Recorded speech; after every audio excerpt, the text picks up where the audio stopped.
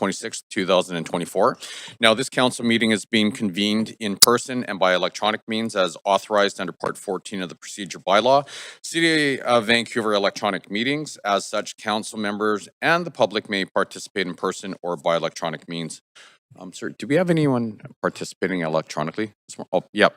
Councillor Dominato, thank you. If a council member attending by electronic means loses connection during the voting process, team members are available to get you back online quickly while the voting process is suspended. The team member's contact information has been circulated to you. Video of council members speaking, presentations, and vote results will be projected on the live stream when available. I also want to take a moment to recognize the immense contributions of our team members at the City of Vancouver. Like I always say, it's an honor and a privilege to be working side by side with you. I think the public needs to know that we have incredible people here that choose to be part of this organization, and they work their butts off and they do it with a lot of love and pride and passion, and couldn't be more thankful. So thank you for all the hard work that you do. Clerk, can we please have a roll call? Mayor Sim in the chair. Councillor Carr. Councillor Kirby-Young. Present. Councillor Dominato. Present. Councillor Bly has a leave of absence for council business all day. Councillor Boyle also has a leave of absence. I am present. Oh, thank you, Councillor Bly. Councillor Boyle has a leave of absence for personal reasons all day. Councillor Fry. Councillor Montague. Present. Councillor Klassen. Councillor Meisner. And Councillor Zhou. Present. You have quorum, Mayor Sim. Great. So today we're acknowledging International Day of Persons with Disabilities. Now, on December the 3rd, we will mark the International Day of Persons with Disabilities, a global observance established by the United Nations to promote dignity, inclusion, and equality for people with disabilities. This year's theme, United in Action, reflects our shared commitment to breaking barriers and fostering accessibility in Vancouver. And I'm honored to welcome members of the city's Accessibility Committee, whose invaluable contributions have guided us in creating a more inclusive city. So why don't we have the proclamation?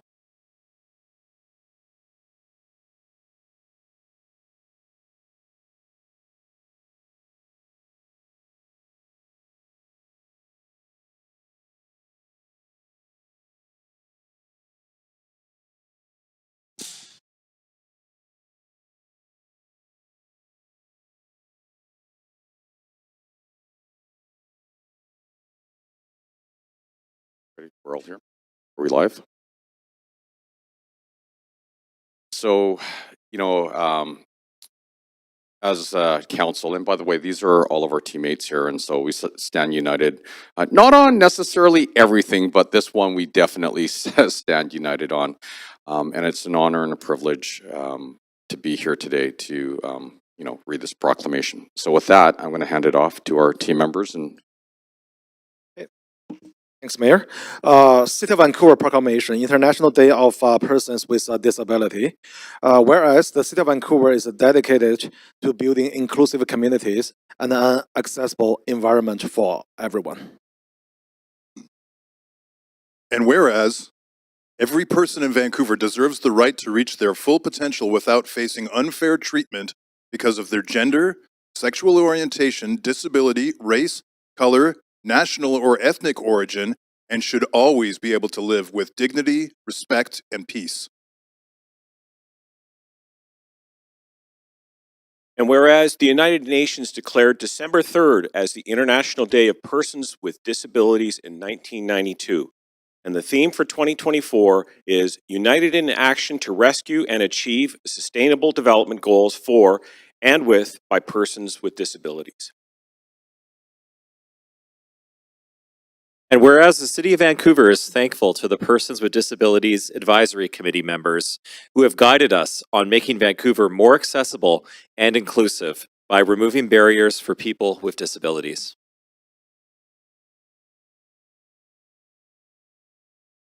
And whereas the City of Vancouver is grateful to the Accessibility Committee for their input and guidance in the development of multi-year action plan and its public feedback mechanism. And whereas the Vancouver City Council On July 9th, 2024, received an update on the accessibility strategy and multi-year action plan, and also approved an additional new focus area of emergency and climate change.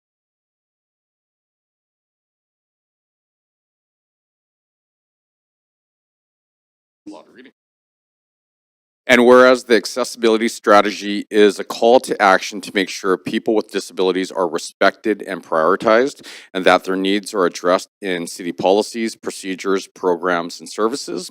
And whereas the City of Vancouver will continue to meet the requirements of the Accessible British Columbia Act and work with the Accessibility Committee to oversee the implementation of the multi-year action plan and its public feedback mechanism.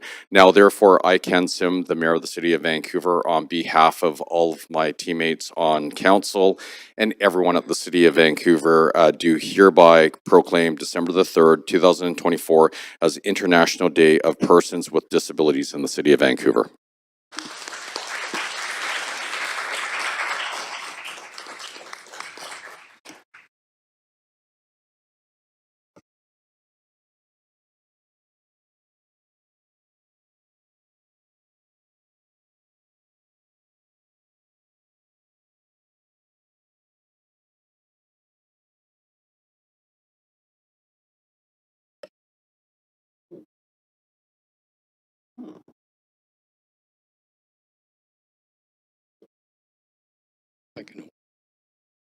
Morning, Honorable Mayor, members of council, and esteemed guests.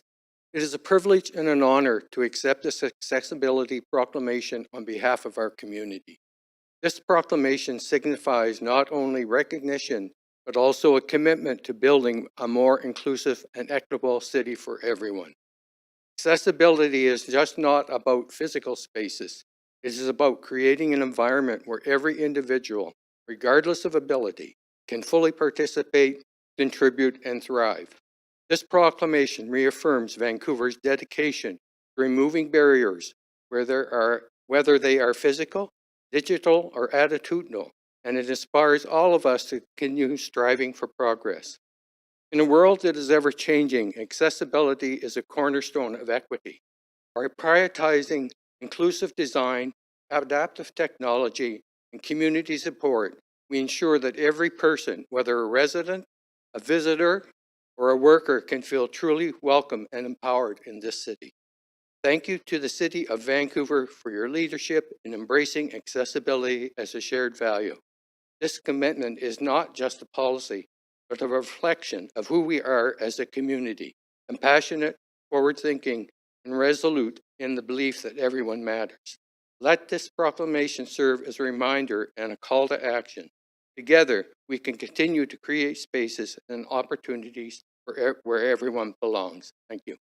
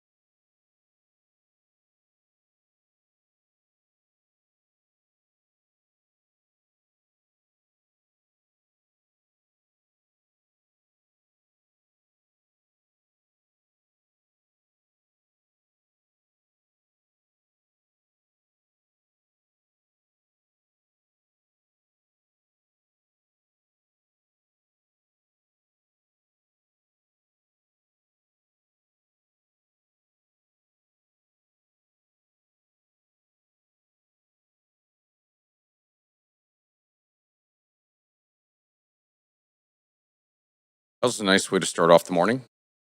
See ya.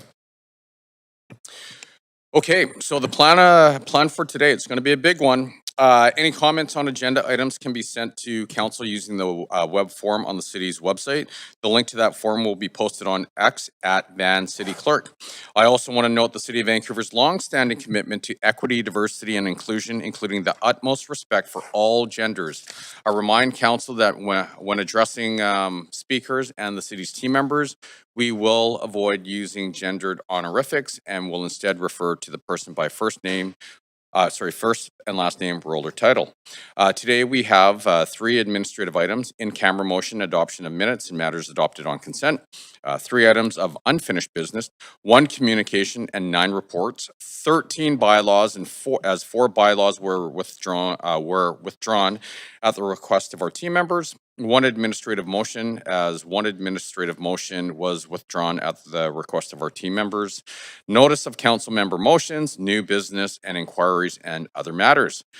The plan for today: we will break at noon for lunch, followed by the in-camera meeting, return at 3 p.m. to continue to deal with the remainder of the agenda, adjourn or recess by 5 p.m. as we have a public hearing at 6 p.m. If we recess, the reconvene date is Thursday, November the 28th, 2024 at 6 p.m.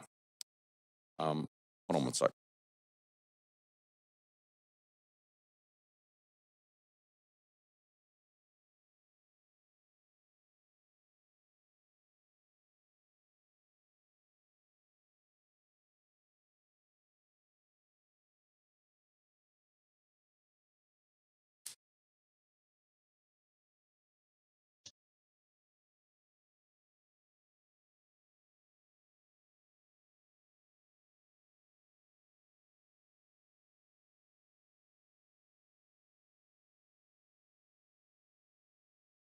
Sorry about that.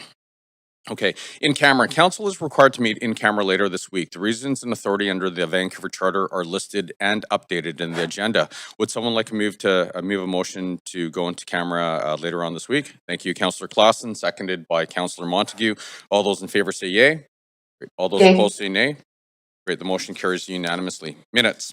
Minutes 1 are from the Special Council approval of leave of absence meeting on November the 5th, 2024. Are there any corrections to the minutes? Would someone like to move?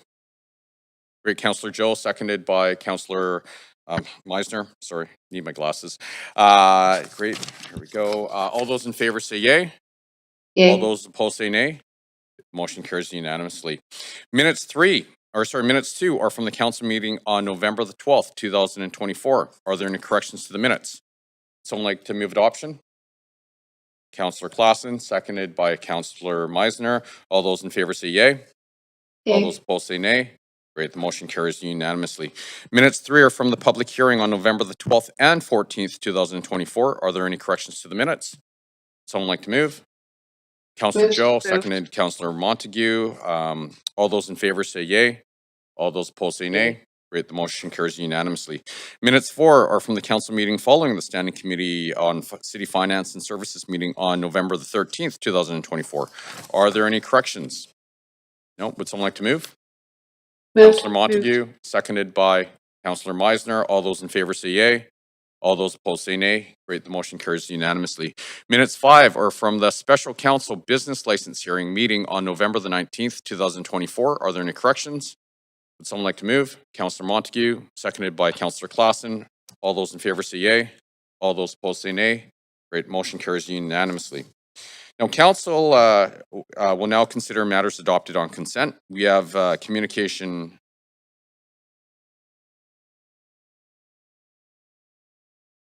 We have communication 1 and reports 2 through 9 on the consent agenda for council's consideration. We will hold unfinished business 1, 2, and 3 for questions to team members, debate and decision, and report 1 to hear from speakers. Council may adopt the recommendations for communication 1 and reports 2 through 9 on consent. Does any member wish to hold any of these items for debate or questions to team members? And Councillor Dominato, you are up. Thanks, Chair. I'd like to hold report 3, report back to council with information relating to the implementation of body-worn cameras. Okay, so 3, that's Councillor Clausen. Chair, I'd like to hold report back on parking meter fees in Chinatown and amendments to the street and traffic bylaw and the parking meter bylaw for questions. Thank you. Okay, that is number 2. Okay.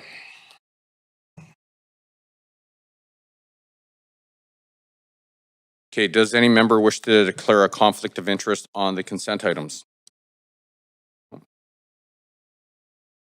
So,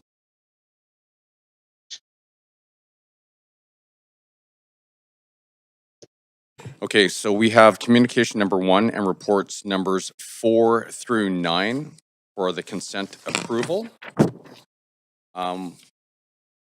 Would someone like to move adoption of the recommendations before council contained in these reports? Move adoption. Councillor Meisner, seconded by Councillor Montague. All those in favor say yay. Great. All those opposed say nay. Great, the motion carries unanimously. So the following have been approved on consent. Give me 1 sec.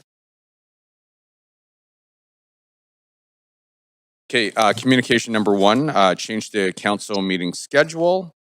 Report number 4, Mountain View Cemetery 2025 fee increases and adjustments.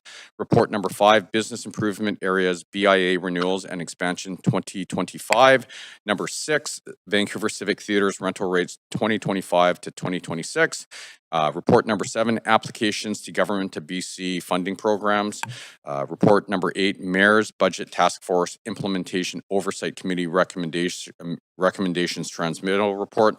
And report number 9, nomination subcommittee recommendations transmittal report. So unfinished business. We have 3 items of unfinished business. Mayor? Yes? It's Councilor Kirby Young. I have a point of procedure. I thought we moved and seconded. I don't believe we voted on the consent items. Did we? No, we did vote on consent item. I thought it was moved and seconded, but I wasn't, at least participating online, I didn't hear a request to vote. Just a moment here.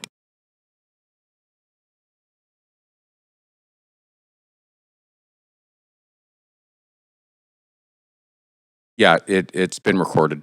It's been voted on. Okay, Is there- can I do a sound check? Because okay, that's fine. For sure. We're good? Yeah, Okay. thank you. Thank you very much. Yeah, and if we're having technical difficulties, just for anyone who is participating online, just let us know. Please and thank you. Okay, unfinished business. We have 3 items of unfinished business on the agenda today. Number 1, CD-1 rezoning, 701 Kingsway. At the public hearing on November the 12th and 14th of 2024, council closed the speakers list and receipt of public comments and referred questions to team members, debate and decision to the council meeting on November the 26th, 2024 as unfinished business. Council members who were absent for this item at the public hearing will need to confirm they reviewed the proceedings they missed and are therefore eligible to participate in debate, discussion, and decision. Councillors Boyle, Bly, Fry, Dominato, and Kirby Young were absent for this item. Councillor Bly, have you reviewed the proceedings you missed, and will you be participating in debate, discussion, and decision? Mayor, I have not I've not reviewed the proceedings and will be recusing from that vote. Thank you very much. Councillor Fry? Councillor Dominato? I have and I will. And Councillor Kirby Young? I have not, and I will not. Thank you very much. Okay, council members, you will have up to 5 minutes to ask questions of our team members. Are there any questions? Please note questions to or comments from the applicant are not permitted at this stage of the process.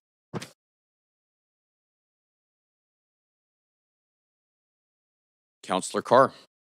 Yeah, thanks. 701 Kingsway, right? Let's Great, thank you. Yes, it is. First question, a number of the speakers talked about the concerns regarding the traffic in the alley. And so I'd like to just start with that, like what staff assessment of the excess traffic in the alley? Do we have mitigation in mind around that? And it's sort of traffic in general as well. They're very concerned about the danger, I think, of exiting the alley. And so, yeah. Thank you for the question. Our engineering staff, Rosemary, will answer that question. Thank you. Thank you for the question, Councillor Carr. This is Rosemary Jaskovich, Senior Technical Manager for Development Transportation Planning. I'll start by addressing your question about the laneway concerns. So the development is required to deliver several laneway improvements. That does include widening the laneway as well as reconstruction, undergrounding utilities, which will also help to widen the lane. And then additional safety measures such as speed humps, a lane crossing, and lighting to improve maneuverability and safety in the lane. The lane will continue to be widened in that area through development over time, so these improvements are adjacent to the development itself. Great. Okay. Thank you. Second question around parking. So maybe it's you too. But the park, some of the speakers that talked to us asked if it could be they were worried about the excess number of people in the neighborhood who may want parking, visitors, etc. What's the process for the residents to be able to ask for parking permits for local residents? For the street parking? Yep. To clarify, yeah. So residents can request a review of the street parking regulation simply by contacting 311 or through the app. 311 is probably the easiest way for our parking management staff to review the parking regulations and assess options for things like a resident parking permit in the area. Okay. And pedestrian safety, that's the third question around transportation that people were very concerned about. Can there be pedestrian lights, for example, and how does that happen in terms of requests from public? So I guess the first thing I'll note is that this development itself is being conditioned to deliver several pedestrian and general transportation improvements. So a lot of that will come with the development itself. So a lot of things like the frontage improvements, so that's new and widened sidewalks along with street trees where there's space permits will be delivered near the site, as well as curb ramps, lighting improvements for both the roadway and the sidewalk, and bus stop improvements adjacent to the site. So those will all come, as well as at the intersection itself at Fraser and Kingsway. The site will be required to deliver upgraded lighting and signal improvements. So that's an accessible pedestrian signal that will be delivered to the already fully signalized intersection. That's good. Okay, thank you. Appreciate that. A couple more questions, but they're no longer transportation. Land sinking. There were people that talked about the concerns regarding that this was on a marsh. So actually looked it up, and it is, as far as I can see from the maps the city has. So, can somebody please address that? Sure. Thank you for the question. The proposed development is in a peat region. Rezoning conditions have been included for the provision of 3 pre-construction survey submissions over a period of 3 months prior to building permit issuance. In addition, the condition includes the provision of further monitoring surveys during and post-construction, and additional surveys may be required at or during construction. Lastly, prior to and during construction activities, the existing infrastructure at and adjacent to the development site shall be monitored to ensure the functionality of the existing infrastructure meets current city standards. Okay. Okay. Well, let's hope it doesn't sink, that it all is well, but I'm happy to hear about the monitoring. Final question, shadows on the park. Mitigation to that? I thought we were supposed to shadow parks. Sorry, 15 seconds. Thank you for the question, David Chadema, planner. The proposal casts minimal shadow impacts on the southeast corner of Robson Park from 10 a.m. to 10:20 a.m. for 20 minutes. We're at time. Okay. Sorry. Yeah, sorry about that. At least I got some. Yeah. Thank you. Thank you. Seeing no other councillors in the queue for questions. Would someone like to move a motion? Great, Councillor Meisner, seconded by Councillor Klassen. Council members, is there any discussion? Councillor Klassen. Yeah, thank you, Chair. I just wanted to say that I've been following this project quite closely since I was introduced to it earlier this year. It definitely presents some interesting opportunities and challenges. The area that it's going in, I think, is seen by many in the community as a very dynamic area with some very attractive destinations for shopping and dining. And I have to say that I was quite delighted to hear that one of the speakers was the proprietor of Sally Lemon, which is a very popular Mexican food restaurant at the corner of Fraser and Kingsway. And the fact that they have been working very closely with the applicant to make sure that establishment has a home in that area when the building is completed is, I think, just a sign of some of the goodwill that's been built there. It is going to definitely put some pressure on that alleyway and the parking, which is being adopted as an elevator type parking, will have some challenges. So certainly I would ask that our staff are watching that particular aspect of this project very closely, but I will be supporting it, but with those provisos. Thanks very much. Thank you very much, Councillor Meisner. Yeah, thanks, Mayor. Just some quick comments. Just want to thank all of the speakers who spoke at the recent public hearing on this project. I will be supporting it as well. I think it is a solid project with no displacement. It's currently a small strip mall on the corner, so there's no displacement of existing residents, but it will add over 200 rental units and 20% of them being below market. And like Councillor Klassen, I'm also happy to hear that the developer is working very closely with the existing retail tenants there, Sally Lemon, which is extremely popular taco shop and an excellent one at that. And I know they're working hard to make it possible for them to be able to return there. So I'm looking forward to supporting this important development of rental housing and new retail space on a really key corner in our city. Thank you very much, Councillor Carr. Yeah, thank you. I'm also going to speak in support. I appreciate the answers from staff to my questions that arose out of the speakers. I really want to appreciate the many speakers who came. Like everyone, I think, I love Sally Lemon. And so the fact that they came and spoke and also expressed to us that they were hopeful about being able to locate back into the neighborhood. You know, I was very concerned about the traffic issues and the lane issues and this pedestrian safety.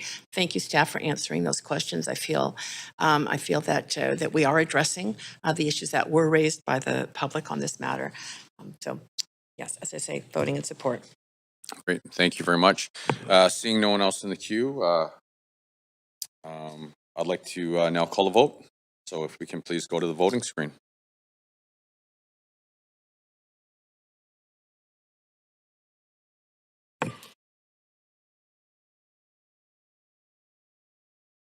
Great, and that passes unanimously. Thank you very much.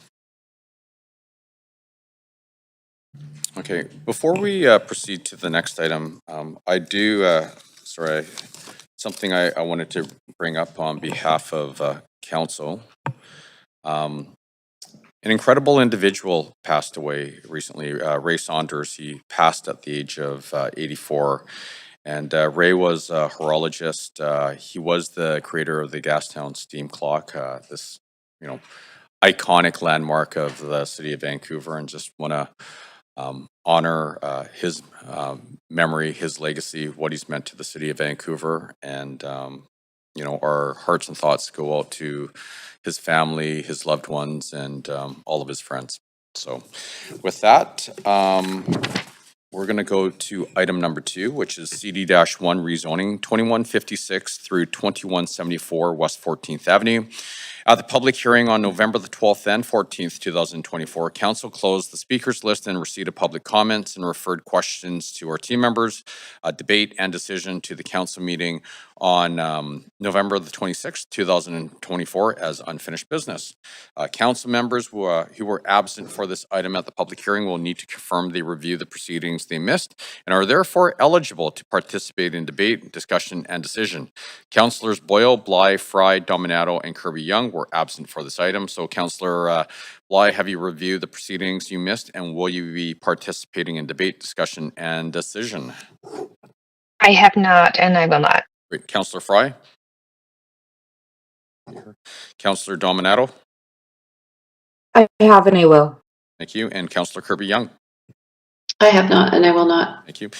Council members, you have up to 5 minutes to ask questions of our team members. Now, are there any questions? And please note, questions to or comments from the applicant are not permitted at this stage of the process. Councillor Carr.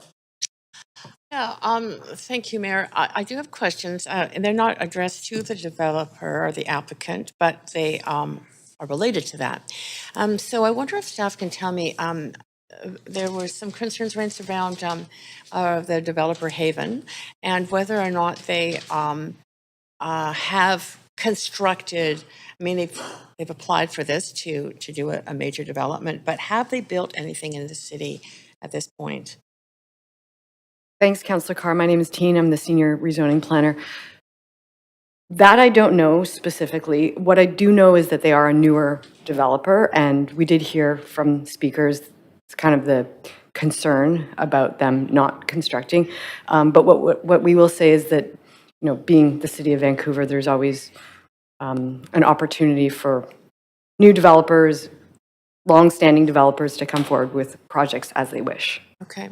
If they did choose to, if this passes at public hearing, and then they decide later to not build, if they resell, does the approval, if it comes forward today, get attached to the land, i.e. anybody who purchases the land would be able to pursue the same development? Thanks for the question. So should council approve this public hearing item tonight, the applicant will have approval in principle. Should they enact, those requirements would, the enactment would change the zoning to the CD1. And then a future, developer that wishes to purchase it would be beholden to those enactment conditions. So I guess it just depends on whether or not they come forward with an enactment or if they stay with their approval in principle. If they stay with their approval in principle and decide to withdraw, then the existing, the underlying zoning would remain. Okay, so if there is enactment and there is obviously the ability to build to the speculation, the specs that are here in this report, does staff have any I guess, comments to make or suggestions as to whether that would greatly increase the land value itself, i.e. a property that can then move from being single-family zoning to multi-story development? Yeah, so if they don't enact, it would remain under its existing zoning. And then if they do enact, then the zoning would change, which would mean that they would get their heightened density provisions as requested, which would mean that the value of that would, would hypothetically change. Yes. Got it. Okay. Okay. Next question is around the trees, the retention of the street trees. A lot of the speakers talked about how important those were. So I wonder if you can just outline on the public record what would happen around the street trees. Sure, I'll pass that to Daniel. Thank you for your question, Councillor. So the Broadway plan requires a 3.7 metre or 12-foot underground setback. So from the property line, there can be no underground parking structure. And that setback will allow adequate volume within the soil to allow those trees to continue to be existent. Okay, that's that. Thank you. Actually, that's it for my questions. Thank you.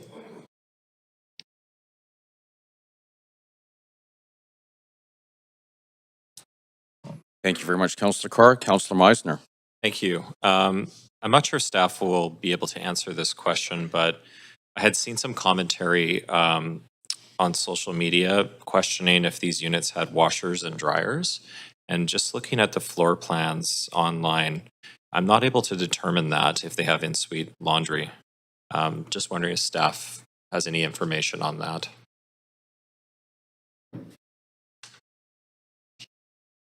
Thank you for your question, Councillor. The intent of the rezoning process is to review height, density, and land use, so that level of detail wouldn't necessarily be considered at this point in the process, but we can definitely take that back to the applicant and review those details within the development permit phase if the application is approved. Okay. And there's no other opportunity to ask that question of the applicant at this stage? That's correct. Okay. Thank you for confirming that. I would appreciate just clarification on that. Absolutely. Thank you. Great. Thank you very much, Councillor. Seeing no one else in the queue, I'd like to remind Council that we will need to move the recommendation for this item together with the yellow memo dated November the 8th, 2024, entitled CD-1 Rezoning 2156 through 2174 West 14th Avenue, Amendment to Draft CD-1 Bylaw. Would someone like to move a motion? Councillor Klassen, is there a seconder? Councillor Meisner, thank you very much. Council members, is there any discussion? Councillor Carr. Yeah, thank you. I'm really struggling with this one. There's been a lot of talk in general, not specific to this, but in general, around the concern around how height and density can lead to increased land values. And if that's the case, then we're probably going to see a real challenge in meeting affordability measures in housing in Vancouver. And affordable housing is, I think, at least for me, an incredibly important focus of what we do at this council table. It's one of the biggest issues that people talk about in this city and are concerned about in this city. Jury's out in terms of Haven. They are new, as was mentioned by staff. So I'm not going to, deal with what might or might not happen, just to raise the concern in my mind that there was an expectation that they are going to pursue this development as they've presented it. I'm pleased about the street trees. That's within city management. The street trees, so the fact that there will be room to enable the roots to stay healthy and the trees to stay healthy. But I didn't see like there is a definite commitment around retention. There should be. I'm feeling very apprehensive, I guess, about whether or not this is actually going to go forward. So it's leading me to actually. I tossed between voting no versus voting yes, but I think that because it's an unknown situation for me, I want to see proof in the pudding. I'm going to abstain on this particular development application. Thank you very much, Councillor. Seeing no one else in the queue, I'd like to bring this matter to a vote. Can we please go to the voting panel?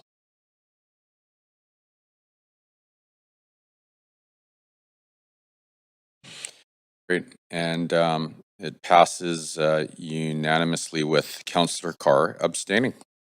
Great. Okay, the next item is item number 3, CD-1 rezoning 2175 West 7th. Thank you, by the way. West 7th Avenue. At the public hearing on November the 12th and 14th, 2024, Council closed the speakers list in receipt of public comments and referred questions to team members, debate and decision to the Council meeting on November the 26th, 2024 as unfinished business. Council members who were absent for this item at the public hearing will need to confirm they reviewed the proceedings they missed and are therefore eligible to participate in debate, discussion, and decision. Councillors Boyle Boyle, Bly, Fry, Dominato, and Kirby-Young were absent for this item. Councillor Bly, have you reviewed the proceedings you missed, and will you be participating in debate, discussion, and decision? I have not, and I will not. Thank you very much. Councillor Fry? Not here. What his sign is. Councillor Dominato? I have not and will not. And Councillor Kirby-Young? I have not and I will not. Thank you very much. Council members, you have up to 5 minutes to ask questions of our team members. Are there any questions? And please note, questions to or comments from the applicant are not permitted at this stage of the process. Councillor Carr. Yeah, thank you. Just one, and that is around tenant protection. This is under the Broadway plan, so I just want some verification that the tenant protections that are offered in the Broadway plan will apply to this particular project. Yes, it does. Yes, it does. If you need more information, we have housing staff on the line, so they can speak more in detail if you want to know more about it. But they are protected by the enhanced. Sorry, you'll have to just stop for a second. We don't have quorum. Oh. Or chair.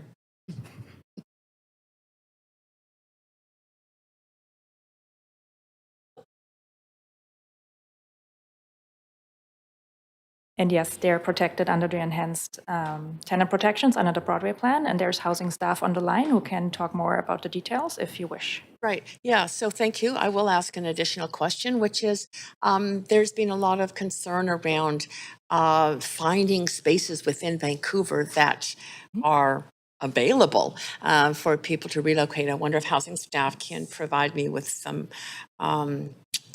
level of confidence that the protections that are really remarkable protections under the Broadway plan can be met.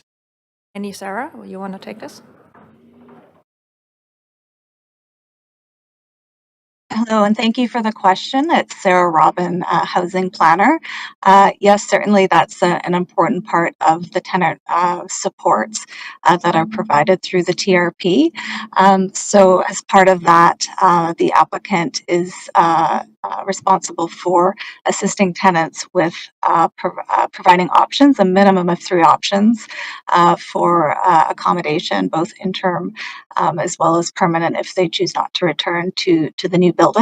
And we also have a needs survey, a tenant needs survey that reviews different priorities and specific needs of those tenants and their budget considerations, etc. So the applicant is responsible for providing those options to them. Right. I'm wondering, just in a follow-up question, if you have received any feedback from the public, tenants in particular, but just in general, as to how difficult it is to find 3 options for the tenants as they get relocated. Yeah, I mean, we have heard some feedback from tenants that they are concerned, which is understandable given the vacancy rates in the city. So, you know, it's a concern among some tenants, but we do, again, require the applicant to provide that level of support and look, you know, in terms of their location specific in the immediate area as well as within other neighborhoods as well. But certainly the priority is to keep them in their neighborhood if they choose to remain there. Okay, thank you. Yeah, that's it for my questions. Thank you. Thank you very much, Councillor Meisner. Yeah, thanks. My questions were on the same line as Councillor Carr for housing staff. I just want to confirm, is it correct that construction cannot begin in a situation like this until those existing tenants are placed in a new unit, or there's a very concrete plan and a unit available for them? Could you please expand on that? Thank you for the question. Yes, certainly we do have holds in terms of moving forward with the project. We have interim and final reports that are required of the applicant to ensure that all of the requirements of the tenant relocation plan are fulfilled. So they need to finalize that tenant relocation plan earlier in the process, and then before the building before the demolition permit really is issued, they would need to show that they're meeting the requirements of the tenant relocation plan in terms of alternative options and payment of financial compensation, etc. Okay, thank you for that. That gives me a lot of reassurance that existing tenants will be protected, and I think it's really important just to clarify that on the record. So I appreciate that answer. Thank you. You're welcome. Great, thank you very much. Seeing no one else in the queue, would someone like to move a motion? Councillor Meisner, seconded by Councillor Joe. Council members, is there any discussion? Councillor Carr. Yeah, just a couple of points. Number one, I am really happy to see that we are following through on the enhanced tenant protections of the Broadway plan, and like Councillor Meisner, that gives me assurance that these tenants will find decent and appropriate places to live in the interim. I also just wanted to note that this building is really meeting our climate objectives as well, like the fact that it will be fully air conditioned and meet those climate goals. It also, I think, it bodes well for development as we proceed in the city. So thank you. That's it. Thank you very much. Seeing no one else in the queue, why don't we bring this matter to a vote?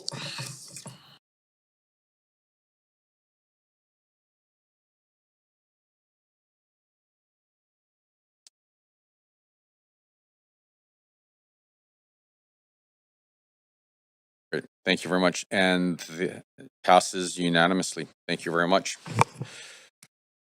Okay, next, thank you very much, by the way. Okay, the next item we have is communication. Number one, change to council meeting schedule. Oh, that's right, sorry. Awesome.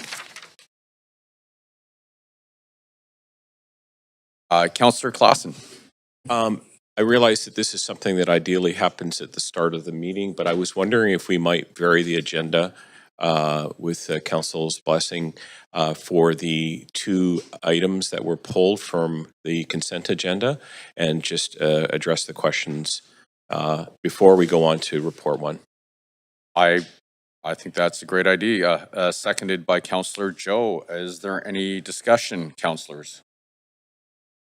No? So why don't we just go, all in favor say aye. All those opposed say, all those opposed say nay. Great. So we will vary the agenda. So we will put item number one on the back burner, so to speak, and we will, or sorry, item number one, and then we will go to report number two. So report number two is report back on parking meter fees in Chinatown and amendments to the street and traffic bylaw and the parking meter bylaw. Does any member wish to declare a conflict of interest on this item? Seeing none, this item does not have a presentation. Councillor Clausen, you held this item, so you have, okay. Mayor, if I might, if we could just have a brief recess, we just need to get a different staff team here to address this item. How long do we need? 5? Yeah, thanks. Okay, if we can take a recess for 5, that would be great.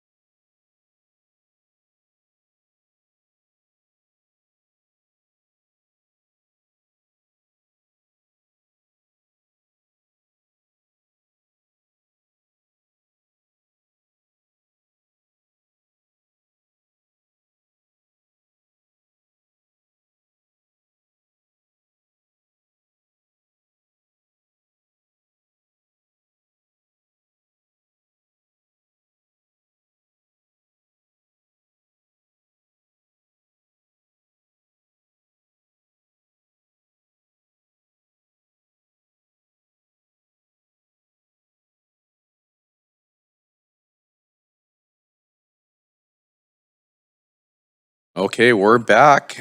We have quorum. So Councillor Claassen, you held this item. So you have 5 minutes to ask questions of team members.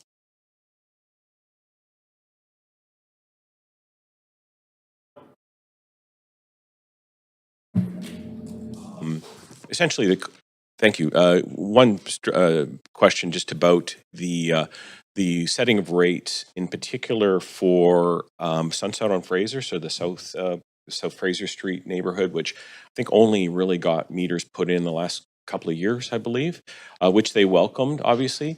But the what was expressed to me by the business association down there was the concern about their competitiveness with Victoria Drive and other sort of South Vancouver kind of commercial districts, and being that a lot of the shoppers down there are very cost conscious, and that sort of 50 cent per hour difference might have some implications. So I just wanted to know what our staff were able to find out from our conversations with the Fraser Street neighborhood. Good morning, Mayor and Council. Lon Leclerc, General Manager of Engineering Services. So the rate setting that's kind of laid out in the bylaw, it is determined, well, the new approach, the big change is that it looks at the neighborhood as a whole and what the parking demand is, whereas the previous, or the existing bylaw requires us to look at individual block faces. And what we saw in Chinatown in a number of BIAs, what was happening was that there would be one block face or one particular block that was very attractive to where people want to park. And so that block was seeing the rates just go up by $1 a year every year. With the new proposal, or with what's before council today, it looks at the entire business district and looks at the occupancy that we observe, and then we set the rate based on that amount. So if one business district becomes more attractive than another one, they would see their rates increase by 50 cents. Okay.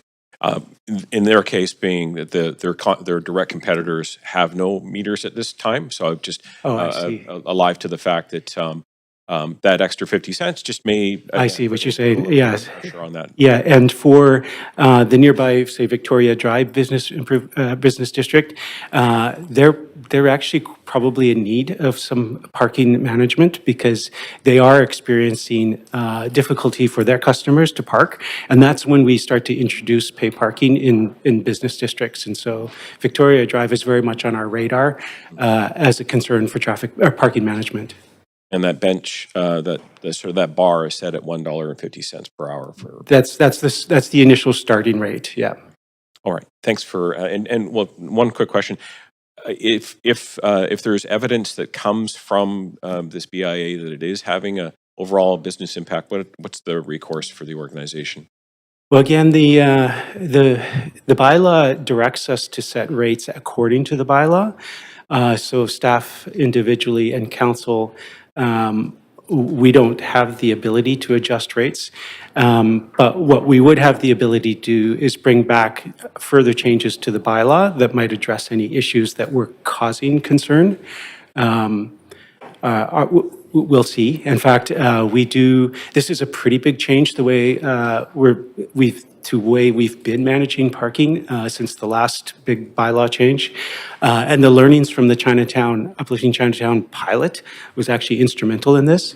Having said that, we're very mindful about this next year and keeping a close eye on this and anticipating that we may have to bring back changes to council to this bylaw in the new year. Okay. Thank you for the answers, and thank you for the work by staff on this report. Thank you. Thank you very much. Councillor Dominato. Thanks, Mayor, and thank you to staff for the presentation and the update. I just wanted to follow up on the learnings from Chinatown. I understand that many BIAs were really interested in those, and in speaking with the Gastown BIA, I know they certainly were interested. And so my understanding is from the report that we'll be moving to support these parking changes across all BIA retail areas. And if so, what's the timeline for implementation for that? Is that something we'll see by the end of the year? Or is that more likely into the new year? Thank you for the question. So, yes, this actually takes the learnings from the Chinatown pilot and applies it to all BIAs. That is the objective. And recognize one of the big values for the business districts is often the experience of the customer who comes and experience a high rate block. In the example that we had shared with council was in South Granville BIA, for example. In 7 blocks, they have 7 different rates. The lowest rate being $1 an hour and the highest rate being $7 an hour. And so people have this impression that the whole area is that price when in fact a block over it might be a different price. So what this will do to Gastown and to all the BIAs, it will introduce a single rate for the entire neighborhood. Because that actually affects so many locations in our city, it will take some time to implement. So we will, if council approves the report, we'd be looking to implement those changes in the BIAs as a priority, but it will take a couple of months into the new year. We can commit that by the summer, we would be complete in all business districts, but we will start that work immediately. Lena, did you want to? Thank you. Great. Thank you very Yeah, much. thank you. Councillor Kirby-Young. Yeah, thanks, Mayor, and thanks for the report to staff. I read this with great interest. It stemmed originally from the Chinatown motion. My first question is specifically on Chinatown, and if I'm understanding this correctly, the current $2 flat rate per hour when these changes are implemented July 1st, 2025 will actually move to $2.50 starting in 6 months. Is that correct? And can you provide some context on why that needs to go up? Thank you for the question, Alina Cheng, Associate Director of Parking Management. The plan for Chinatown is to remain at $2 per hour during the daytime and the evening, but I will double check our numbers to make sure that's correct.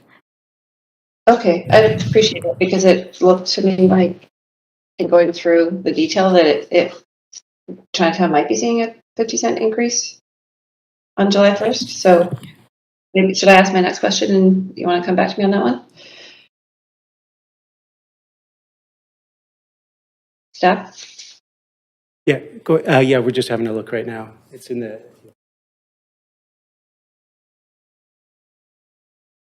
Sorry, it's a little difficult for me to see the chamber online, so hence the question. And to maybe while you're looking at that, I can ask my next question that's coming off of Councillor Dominato's, and it was really around, there's reference in the report that other BIAs had expressed interest in this and noting that it's going to apply to those sort of retail nodes across the city.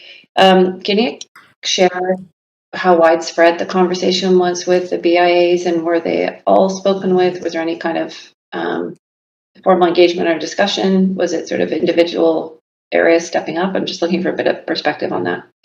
Sure. We actually spoke with Gastown and West Point Grey a year ago when the Chinatown pilot was still kind of in the early days. And then more recently, we spoke with Robson Street and South Granville, and they also shared that information with the wider BIA partnership. Okay. Did we speak and all of them about the changes anyway, like Mount Pleasant, Point Grey, sort of, the Strathcona, the diversity across the city? They were all notified, and we didn't hear any feedback back from them. So that's yeah. Okay, but they all received some type of written. Correct. Yeah, they all received a copy of the report and notification before that as well. Okay, that's very helpful. Do we have an answer on Chinatown rates yet? Yes, and it is $2 an hour in Chinatown, and that is what the rate will be moving forward. Yeah. That will remain July 1st. Okay, correct. Great. Yeah. Thank you very much. Thank you very much, Councillor Meisner. Yeah, thanks. Just 2 quick questions. First was, I noted the changes to the lower parking rate, the $1 an hour rate, and the plan for a slight adjustment there. Can you give me a rough idea of what percentage of parking meters citywide are at that lower rate of $1 currently?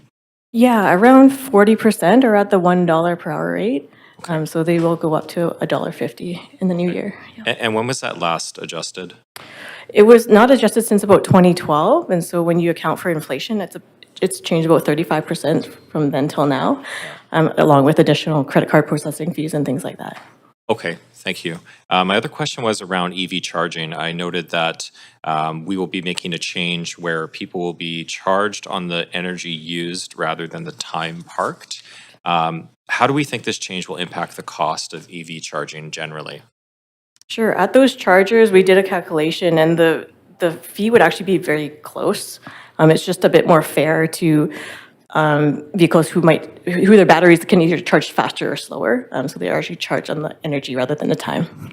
Okay, so if an EV, for example, is able to be charged quite quickly, it makes more sense to pay based on the energy used from the city's perspective. Correct. Yes. More fair for everybody. Agreed. Okay, and I guess that makes sense as EVs continue to have faster charging, et cetera. Correct. Yeah. Okay, great. Thank you. Great, thank you very much. Seeing no one else in the queue, would someone like to move the motion? So moved. So Great, moved. I think that was Councillor Kirby Young, seconded by Councillor, I think I saw Councillor Joe's hand first. Councillor Clausen, council members, is there any discussion? Yes, Councillor Kirby Young. Yeah, thanks. I want to express my appreciation to staff for the willingness to try something new. I know that we've had sort of a very defined approach to parking rates previously, where it was the demand management there was more variability, as was described by our GM of engineering.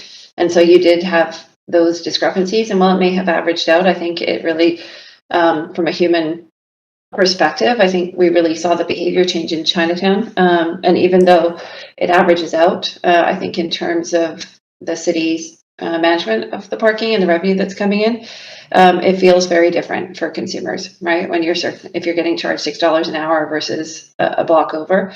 And so it was encouraging to see the fact that the number of transactions were up. I think it said, and as well as the amount of time that people were spending there, which means that they can stay a little longer, visit more than one business, hit a restaurant and a store, and support our small business. So that's great to know. And I really do kind of want to commend the adjustment here. I think it makes a lot more sense. I'm more comforted by hearing that all of the BIAs were communicated with, because what I never want to see is having recognized that we missed some key stakeholders, or we didn't give them that opportunity to provide input. But I think that's encouraging. And then I also support the change with respects to the EVs, because as the report noted, there's a difference in the technology and the ability to charge. So you shouldn't be punished because you're at a charging infrastructure that takes longer to charge. You shouldn't. I think the principle of paying for the energy you consume is also more equitable and makes more sense. So I'm happy to support the report, and I appreciate the willingness to try these things. I think this is what gets us to some better outcomes, and I appreciate Chinatown's stakeholders were the ones that actually originally raised this as a concern and as an issue, because they had a couple of those hotspot blocks where I think when we looked at that parking map, back when we were considering the report, was literally one of the most expensive. There was about 3, 4, 5 blocks in the city, and they had literally a couple of the most expensive ones. So I'm glad that we've been able to find a way to kind of moderate how this is applied. Thanks very much. Thank you very much. Seeing no one else in the queue, why don't we go to the voting panel?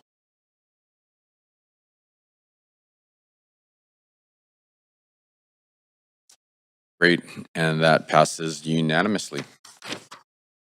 Okay, the next item on the agenda is number 3, report back to council with information relating to the implementation of body-worn cameras for the Vancouver Police Department. Does any member wish to declare a conflict of interest on this item? No? Okay, so now this item does have a presentation. Great. Thank you, by the way.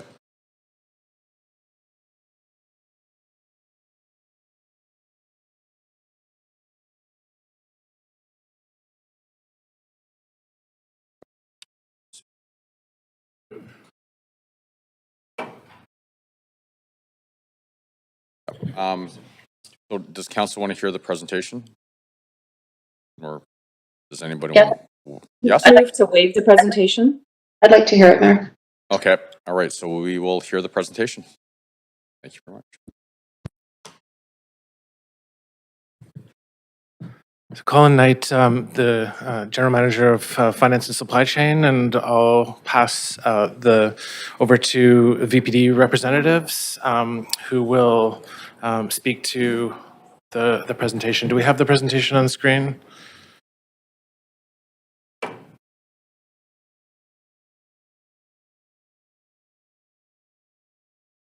There we go. Just give me a moment.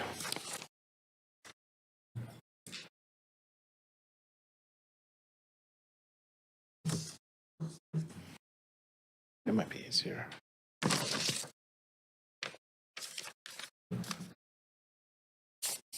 Do you have the web? You have to log into the WebEx.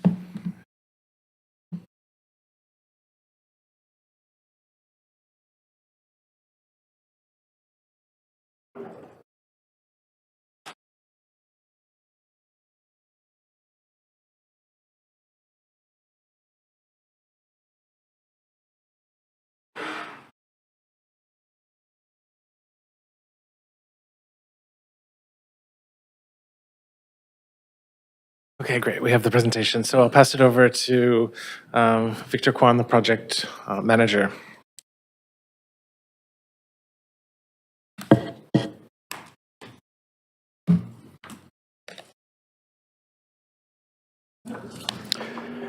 Thank you. Good morning, Mayor and Council. My name is Victor Kwan, the project manager for the body-worn camera project. Also with me here today is Inspector Andrea Anderson, the project change lead on the project. Unfortunately, Superintendent Howard Tran, who is the executive lead, was unable to attend today. The presentation today will outline some of the key findings from the Vancouver Police body-worn camera pilot conducted earlier this year.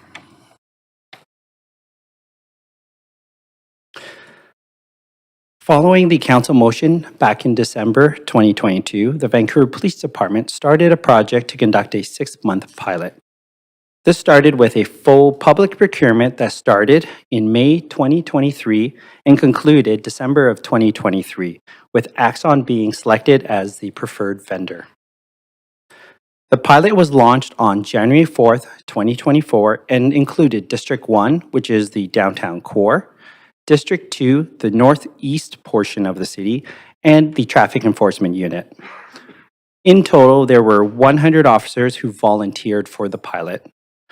The pilot concluded on June 30th of 2024 so that the team could start collecting and analyzing the data for this report back to council. While the team worked on the report, the pilot participants were able to continue wearing their body-worn cameras voluntarily until a final decision is made. To gauge public and member support for the body-worn program, a public and internal survey were both conducted. The public survey ran from January 12, 2024 to June 30th, 2024, and was available publicly on the Vancouver Police website. With 705 respondents, 88% were in support of the VPD operating a body-worn program. Post-pilot, an internal survey was conducted, and the results showed that 73% of members supported a body-worn program. Now, with members who participated in the pilot and became experienced using the cameras and the capabilities out on the road, the support increased to an impressive 92%.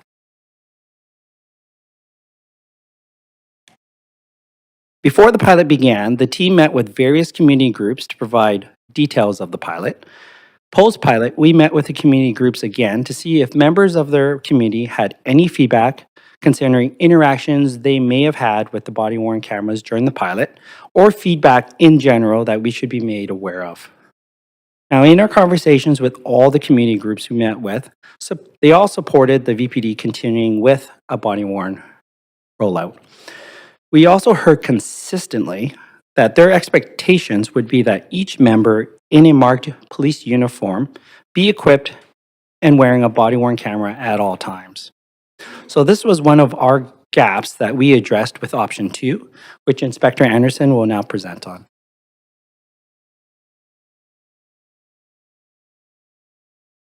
Thank you. So in our evaluation report, we did put forward 3 options as to how we could conduct a full body-worn camera rollout for the Vancouver Police Department. We did recommend and it did identify that option 2 in the report was the best path forward for several reasons.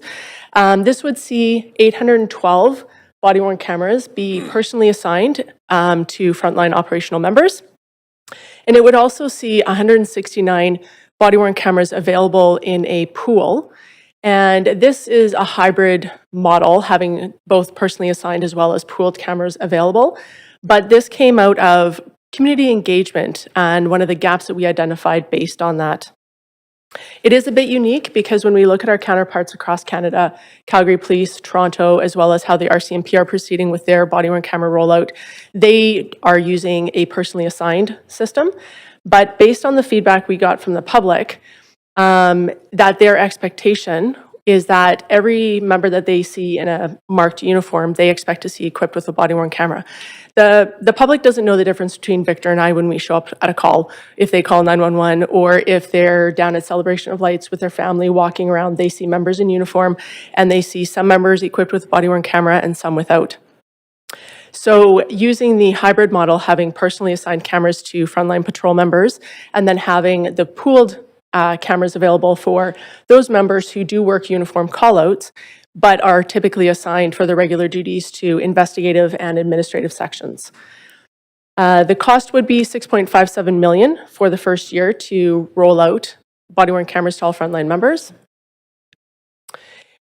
We would implement this by starting training in Q2 of 2025. We would utilize the cycle training dates that have already been set aside. And we would start training those frontline operational teams. So all the different teams that you see listed on the PowerPoint, so all the patrol districts 1 through 4, Metro, BET, traffic, as well as the high-risk units there, which we consider gang crime unit, K9 unit, and our emergency response.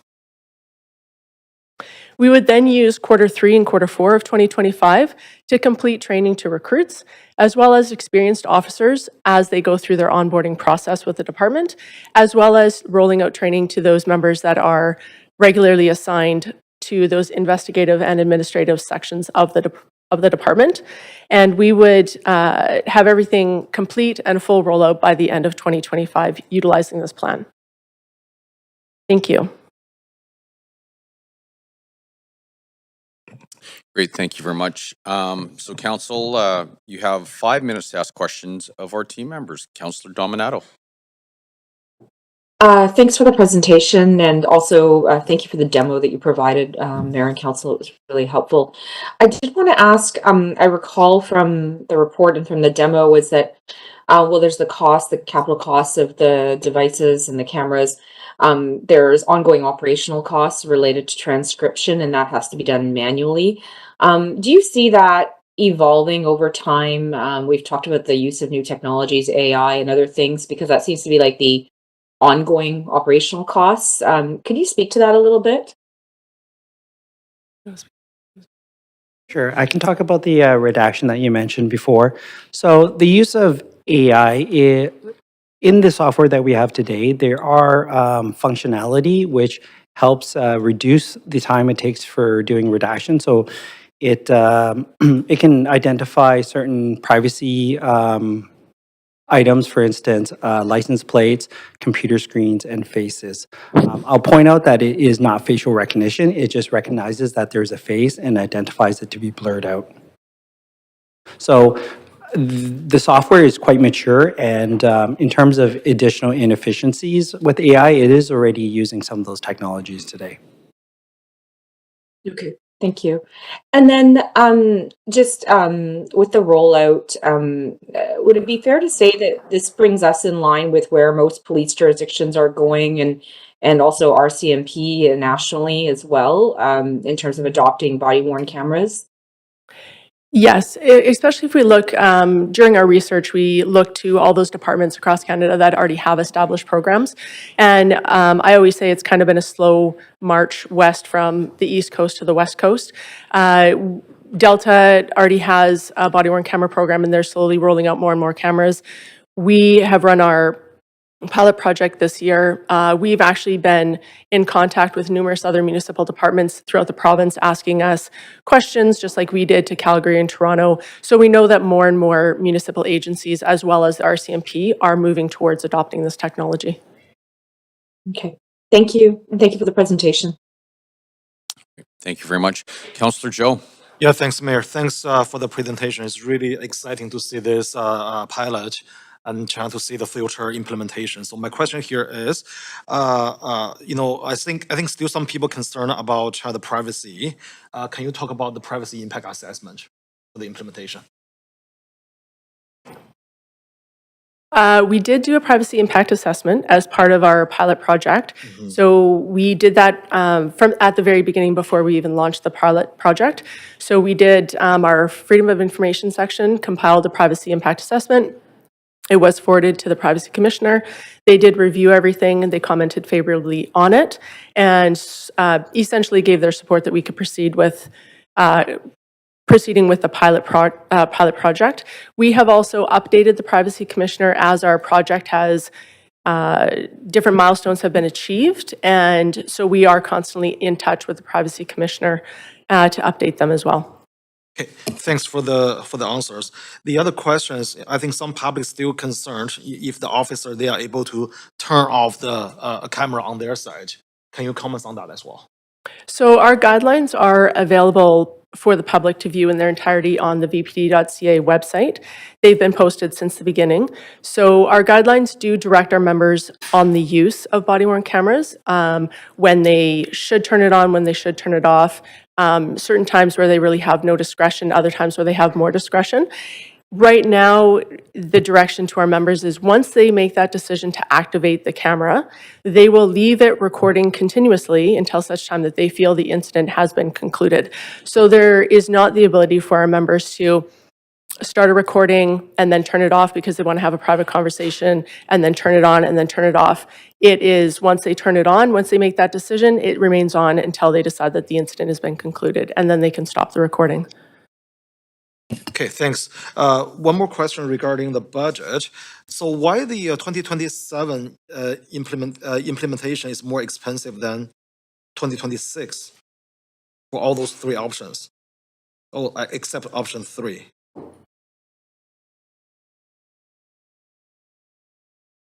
So the third year, it would increase compared to the second year because we would have all the staffing costs come up in that year.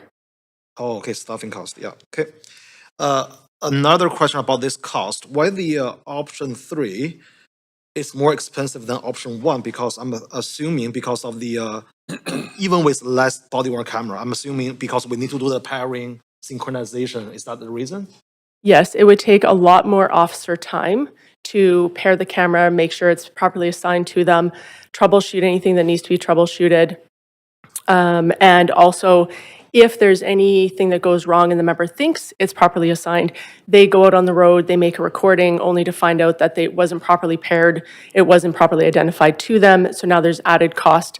Human resources are required to go and now find that video and assign it to the proper file. Okay, I see. Even with less body-worn camera, it's toast. Yeah, okay.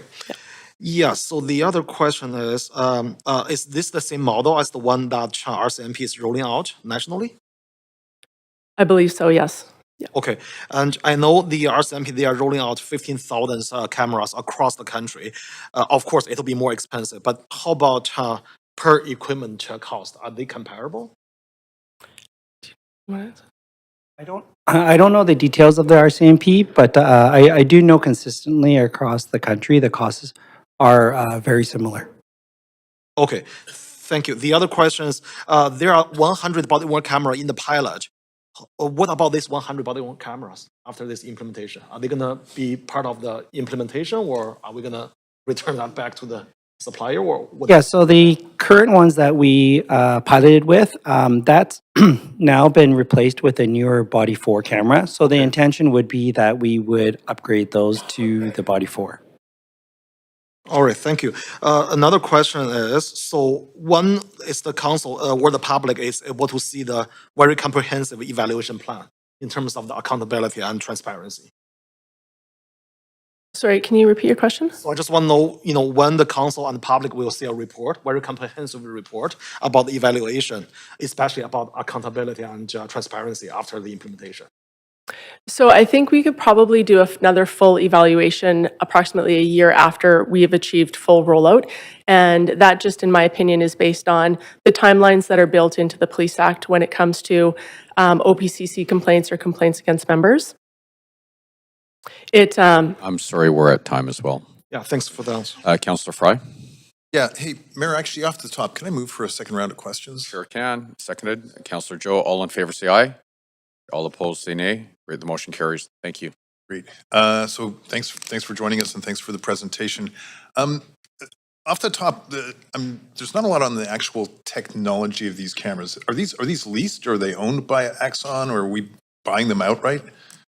You can contract. Yeah, the way the model across the country is, it's almost like software as a service almost. The hardware, you're not purchasing the hardware, you're purchasing the ability to use the hardware and software. So Axon as a service will provide firmware and software updates as necessary and correct. So cameras and with that model, there's also renewal. So when the cameras get too old, they will renew it as well. And so where is the server data and that kind of things supplied? Because it doesn't mention this in the report. Okay, yeah, that's a very good question. So currently, the provincial standard for all digital evidence is in a digital evidence management system, which is also provided by Axon. That was enacted a few years ago provincially in a provincial RFP. So all the data, all the body-worn camera video gets downloaded into that same system, which is the same system that we hold all other digital evidence. Right, I guess so. Obviously, with relationships with the United States, especially being dynamic and changing, do Homeland Security have access to this kind of? No, so that was one of the primary requirements, and I'm trying to think back 4 years ago as part of that RFP. One of the main things was it was run also in participation with RCMP's National Security Board, so they reviewed and made sure that it met all the privacy and national security concerns. So this information, this data stays within Canada? Yes. Okay, that is appreciated very much. Okay, so on the council approved budget for the pilot was $500,000. The final cost was 3 times that. Can you offer any insights? And I appreciate that the VPD absorbed a lot of that and it wasn't an additional ask, but can you just walk us through what the cost increases were and how confident we are in the estimated budgets moving forward on this? Yeah, I think in terms of the cost for the pilot, you're correct. A lot of it was absorbed within VPD. So for instance, project management costs and various other things were funded elsewhere.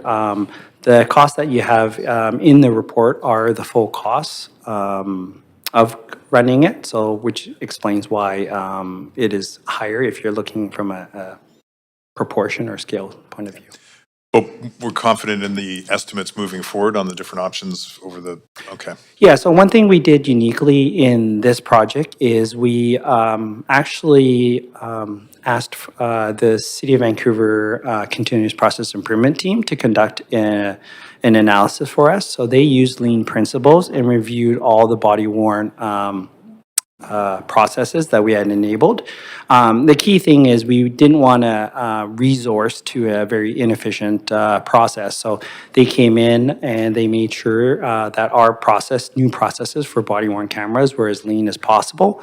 And we've also asked them to estimate the resourcing requirements required to support this. And I was actually pleasantly surprised that they aligned with the numbers that we came up with internally as well.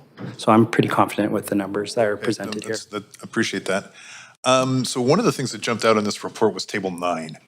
And table 9, it talks about use of force, and I appreciate this was a pilot and stuff, but what we saw in this data was a decrease in the use of tasers, but an increase in hard physical contact, soft physical contact, improvised weapon use. Can you explain, or do you have any theories on what may be driving that outcome? We didn't really, just because the pilot project was only for 6 months and it was a relatively small sample size, we weren't able to draw any real hard conclusions when it came to that. We have some theories, but nothing that we're able to prove, but we are continuing to follow to watch that because we are interested in that. Yeah, not a theory you're willing to share publicly, which is fine. Okay, thank you. I'll come back on. Thanks. Thank you very much. Councillor Montague. Yeah, thanks, Mayor. My question with regards to the integration with the digital evidence management has already been asked. So I wanted to, the report is for information only at this point. We're not required to make a decision here in council, but I'm wondering if you could explain a little bit more on the rationale behind why a personal issue, body cameras versus a pooled issue. Can you expand a little? I know you gave a presentation to council, and unfortunately not all of council took up on that opportunity, but can you explain why it's so important to have a personal camera versus a pooled one? Yes, so just to expand on that a bit more, members start their shift, they go to the kiosk, they get their radio, they get their keys, because those are all shared. They're not personally assigned cars, they're not personally assigned radios. They would go and then pick up their body-worn camera. So one of the features with the body-worn camera is it integrates with their work phone.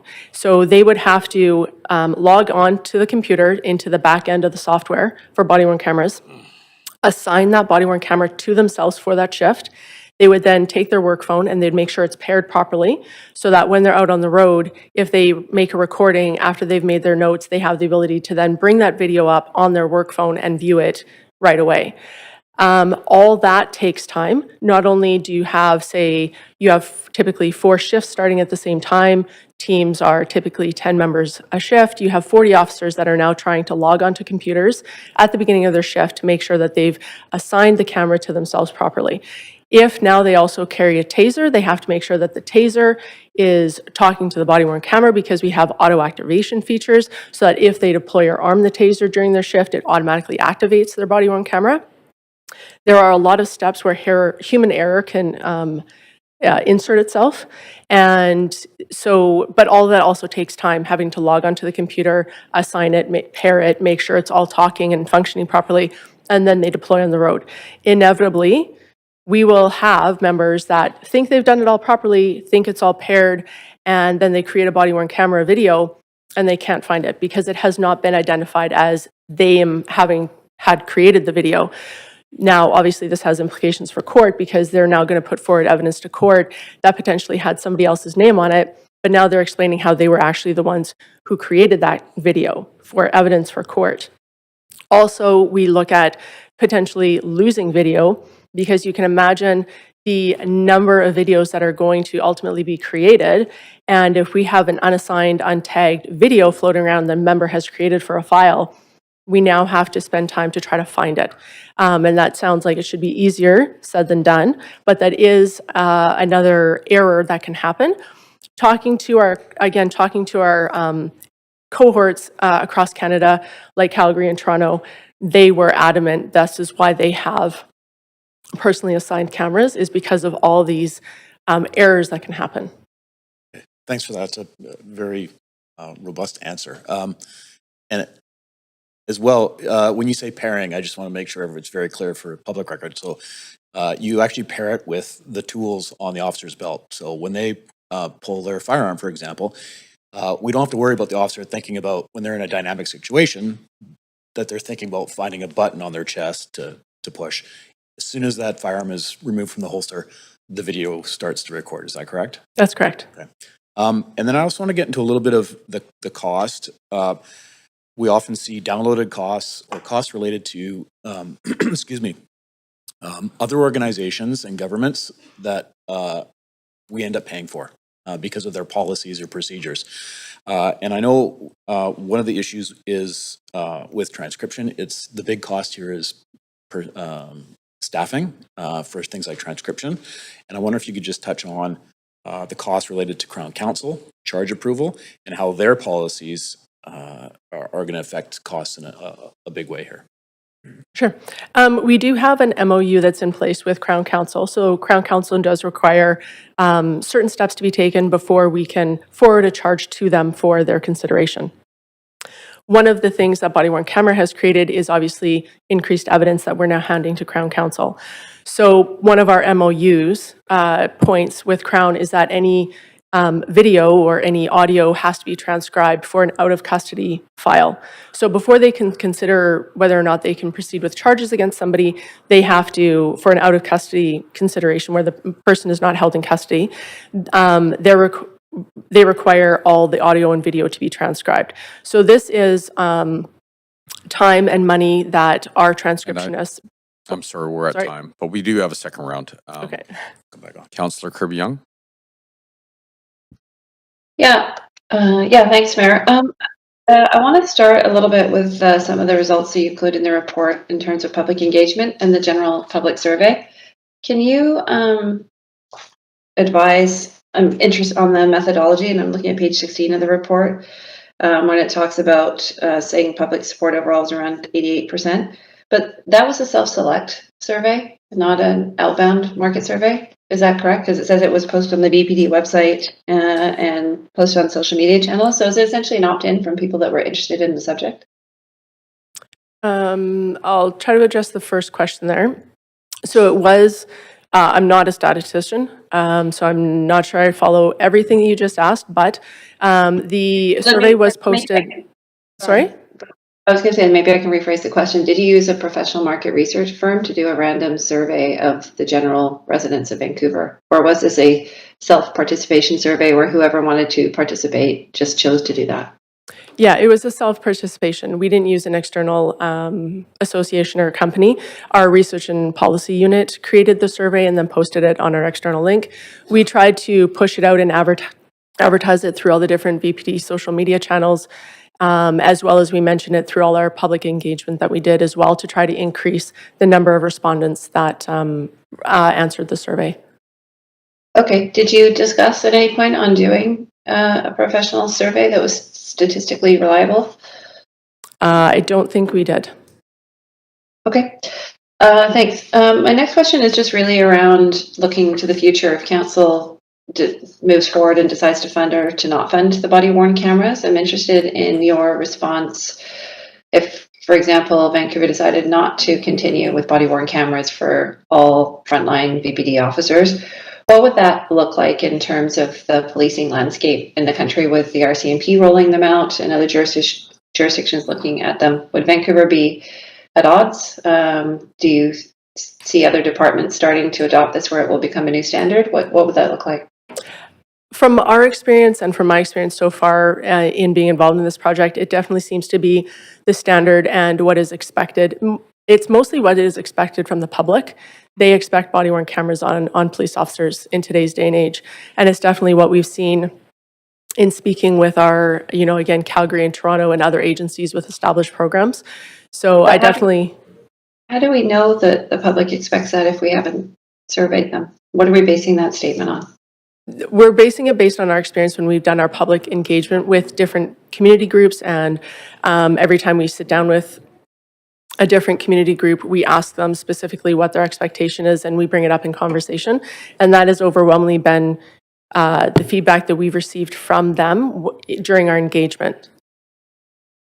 Okay, but if the RCMP is proceeding with the rollout, so the other piece of that question, and do you see other municipalities moving forward in the Greater Vancouver region in BC? What do you think is going to be happening there?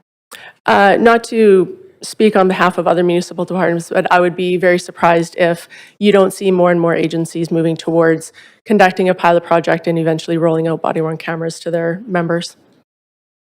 Okay, great. And then just for clarity, you mentioned that you spoke with all of the VPD's various diversity committees, Indigenous Relations, LGBT, Sister Watch, and others.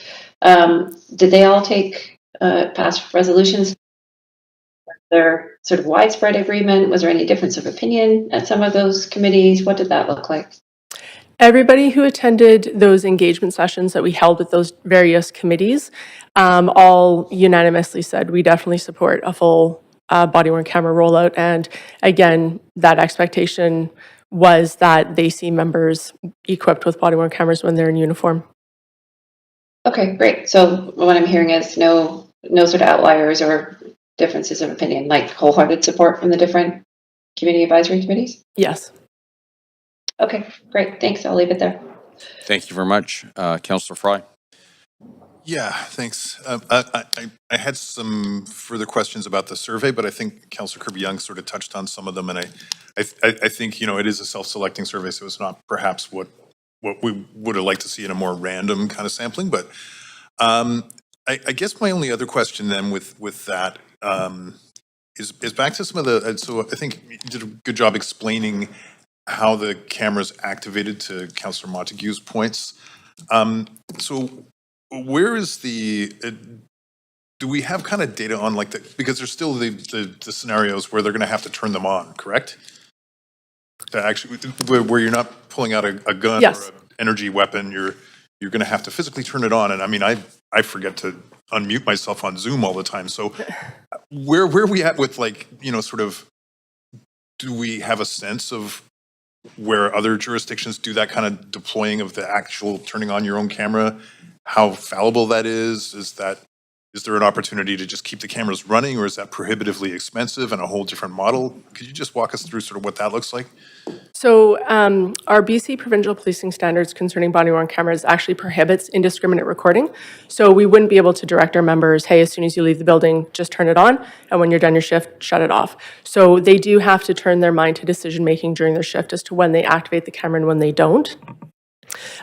We've also, one of the things we did in our training for the pilot project was we put members through scenarios because it is new technology for them to use.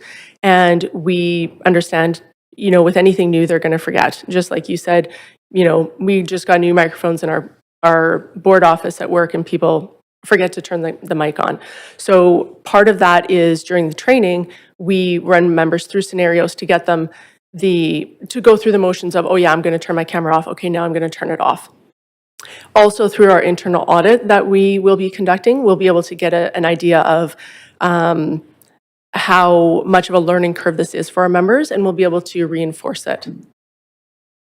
So I guess, so I mean, I do potentially see these cameras as a tool to protect the public, but also to protect the officers and create that legal track. So in a jurisdictional scan, like looking at other areas, does this come up in a legal context where, oh, I forgot to turn on the camera and therefore the case is thrown out? Or is there a risk involved in not deploying the camera? Have we seen legal precedent to that effect?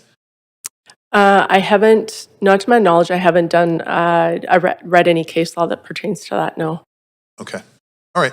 That's great. Thank you. Thanks for the presentation. Yep. Thank you very much. Councillor Joe. Yeah, thanks, Mayor. Seeing no one on the queue, I'd like to move this report. Okay, great. Well, as the recommendations is to receive for information, no motion is required for this item. So with that, seeing no one else in the queue, thank you very much for all the hard work. And I've actually seen the presentation, I think 4 times now, and it's pretty amazing what you're doing. So thank you. Thank you for your time.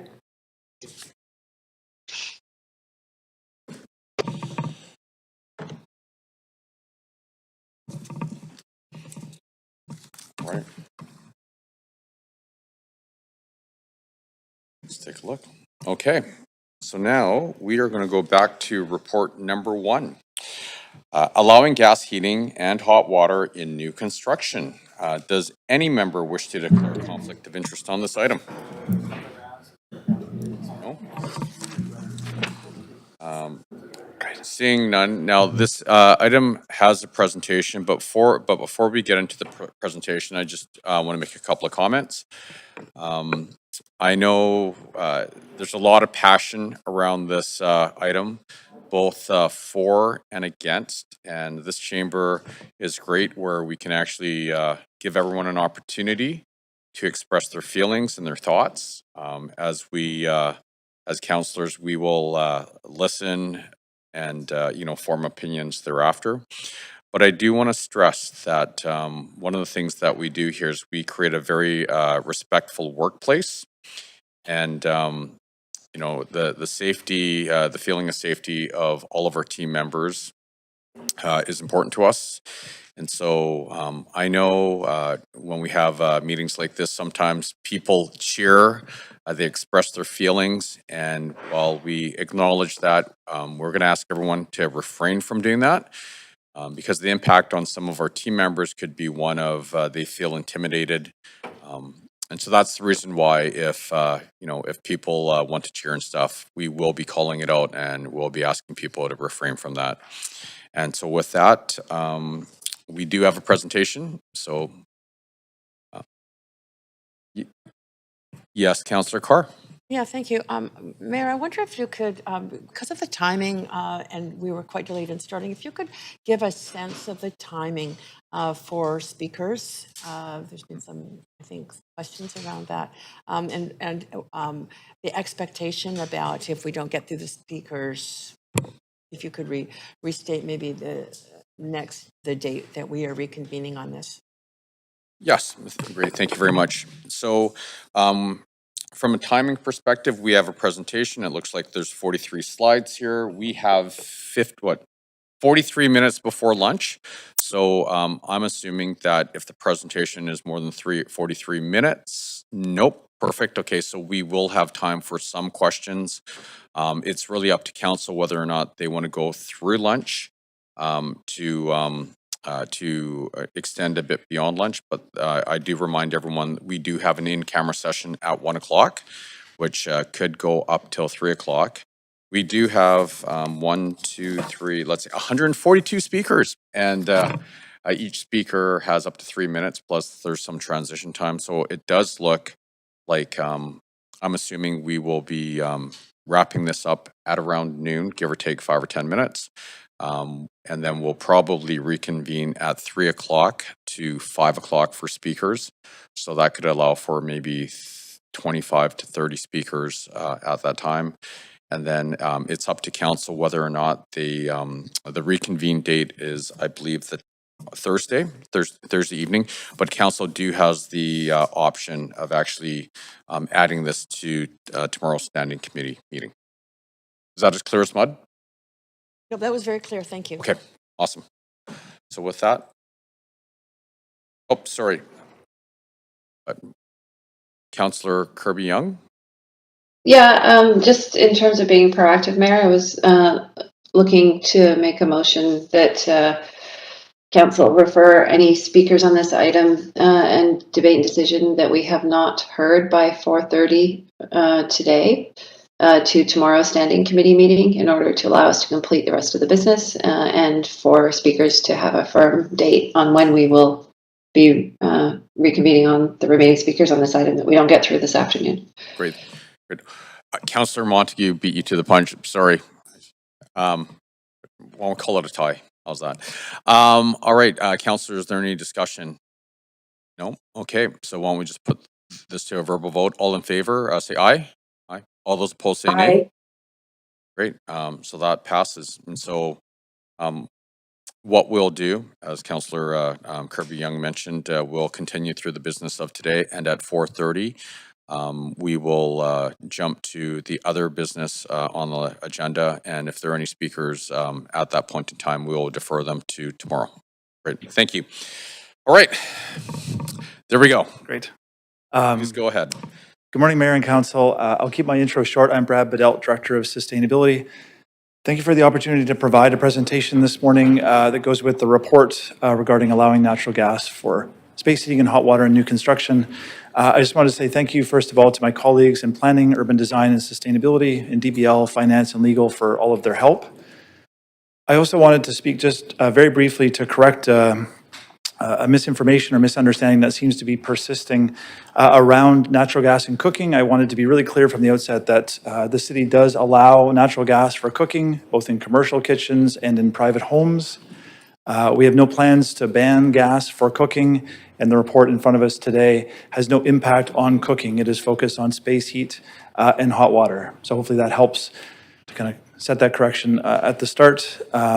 With that, I'll pass it to our senior green buildings engineer, Patrick Enright, to do the presentation. It should be about 20 minutes or so. Thank you.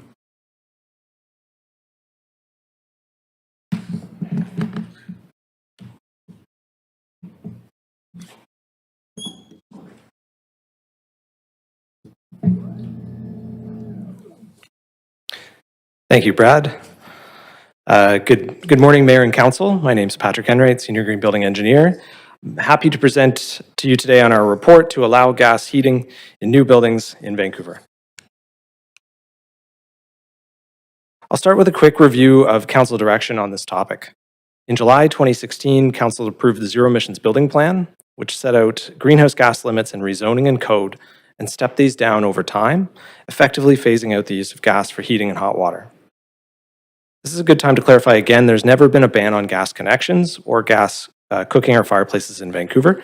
Gas cooking and fireplaces continue to be allowed in all new homes. In November 2020, Council approved the Climate Emergency Action Plan, which included a target to reduce carbon pollution in buildings by half by 2030. The chart on the right of the slide shows that burning gas in buildings is the largest source of carbon pollution in Vancouver at 57%. In May 2023, this council directed staff to report back with a plan to adopt the top level of the Zero Carbon Step Code for all new buildings. And in July 2024, council directed staff to develop the next phase of our climate plans to take us through to 2030 and to meet our 2030 target of a 50% reduction. And council also directed staff to allow natural gas for heating and hot water in new construction, which brings us to the purpose of today's meeting.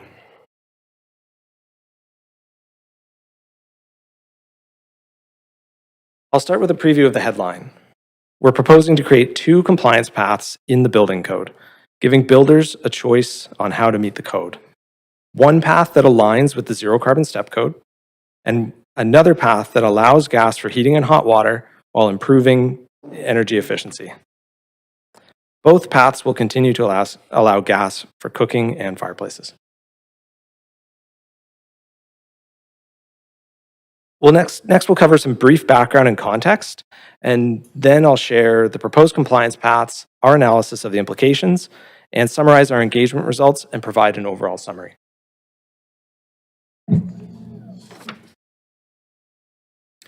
This work started immediately after Council's July direction. In August and September, we gathered information. In September and October, we did a brief series of engagement with industry, leading us to today's decision and presentation. If approved, any bylaw changes would come into effect March 2025. For context, I'll briefly explain the step codes and where Vancouver is today. The step codes are a voluntary opt-in code provision that allows local governments to go beyond the minimums requirements of the BC Building Code. They apply to new residential and commercial buildings. The step codes don't apply to restaurants, schools, hospitals, or industrial buildings. The Zero Carbon Step Code reduces emissions with a goal of zero carbon in new buildings across BC by 2030. The Energy Step Code improves energy efficiency in new buildings with a goal of net zero ready new buildings across BC by 2032. The province is raising the minimum steps in the BC Building Code over time to reach that goal. In Vancouver, we are aligned with the 3rd level of the Zero Carbon Step Code in low and mid-rise residential and commercial buildings, and with the 2nd level of in high-rise residential. On the Energy Step Code, we are aligned with the 2nd highest step, which is one above the minimum in the BC Building Code. In preparing a response to Council direction, we listened to Council's discussion and identified 5 principles that Council wants to achieve. We gathered information and data related to those principles so that we can help you take an informed decision today.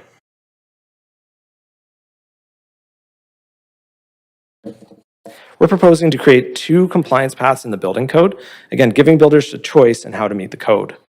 Path 1 aligns with the Zero Carbon Step Code, top level in low-rise residential and 3rd level in low-rise residential or smaller buildings, and the 3rd level in larger buildings.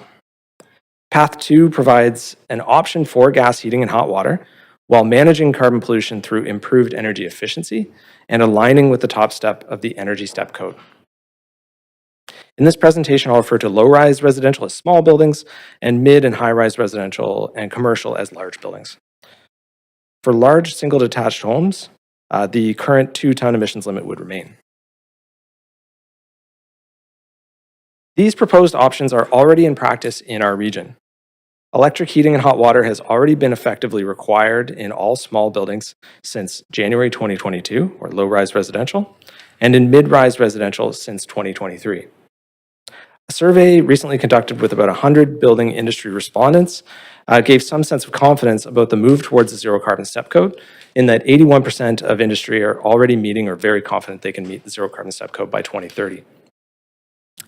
And lastly, thinking of the Energy Step Code, the North Shore municipalities, as well as New Westminster and Richmond, all already require the highest step of the Energy Step Code while allowing gas heating.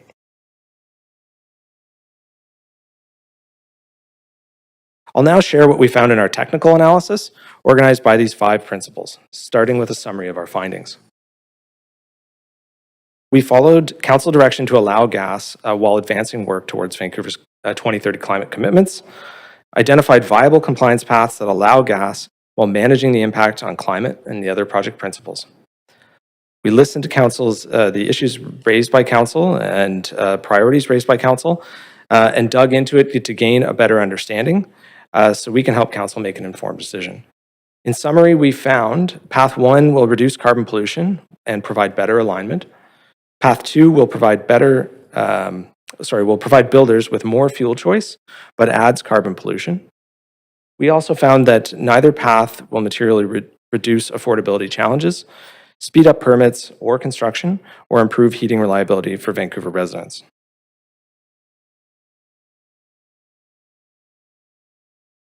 Looking at our service analysis summary, we found that neither path has a meaningful impact on city or BC Hydro service.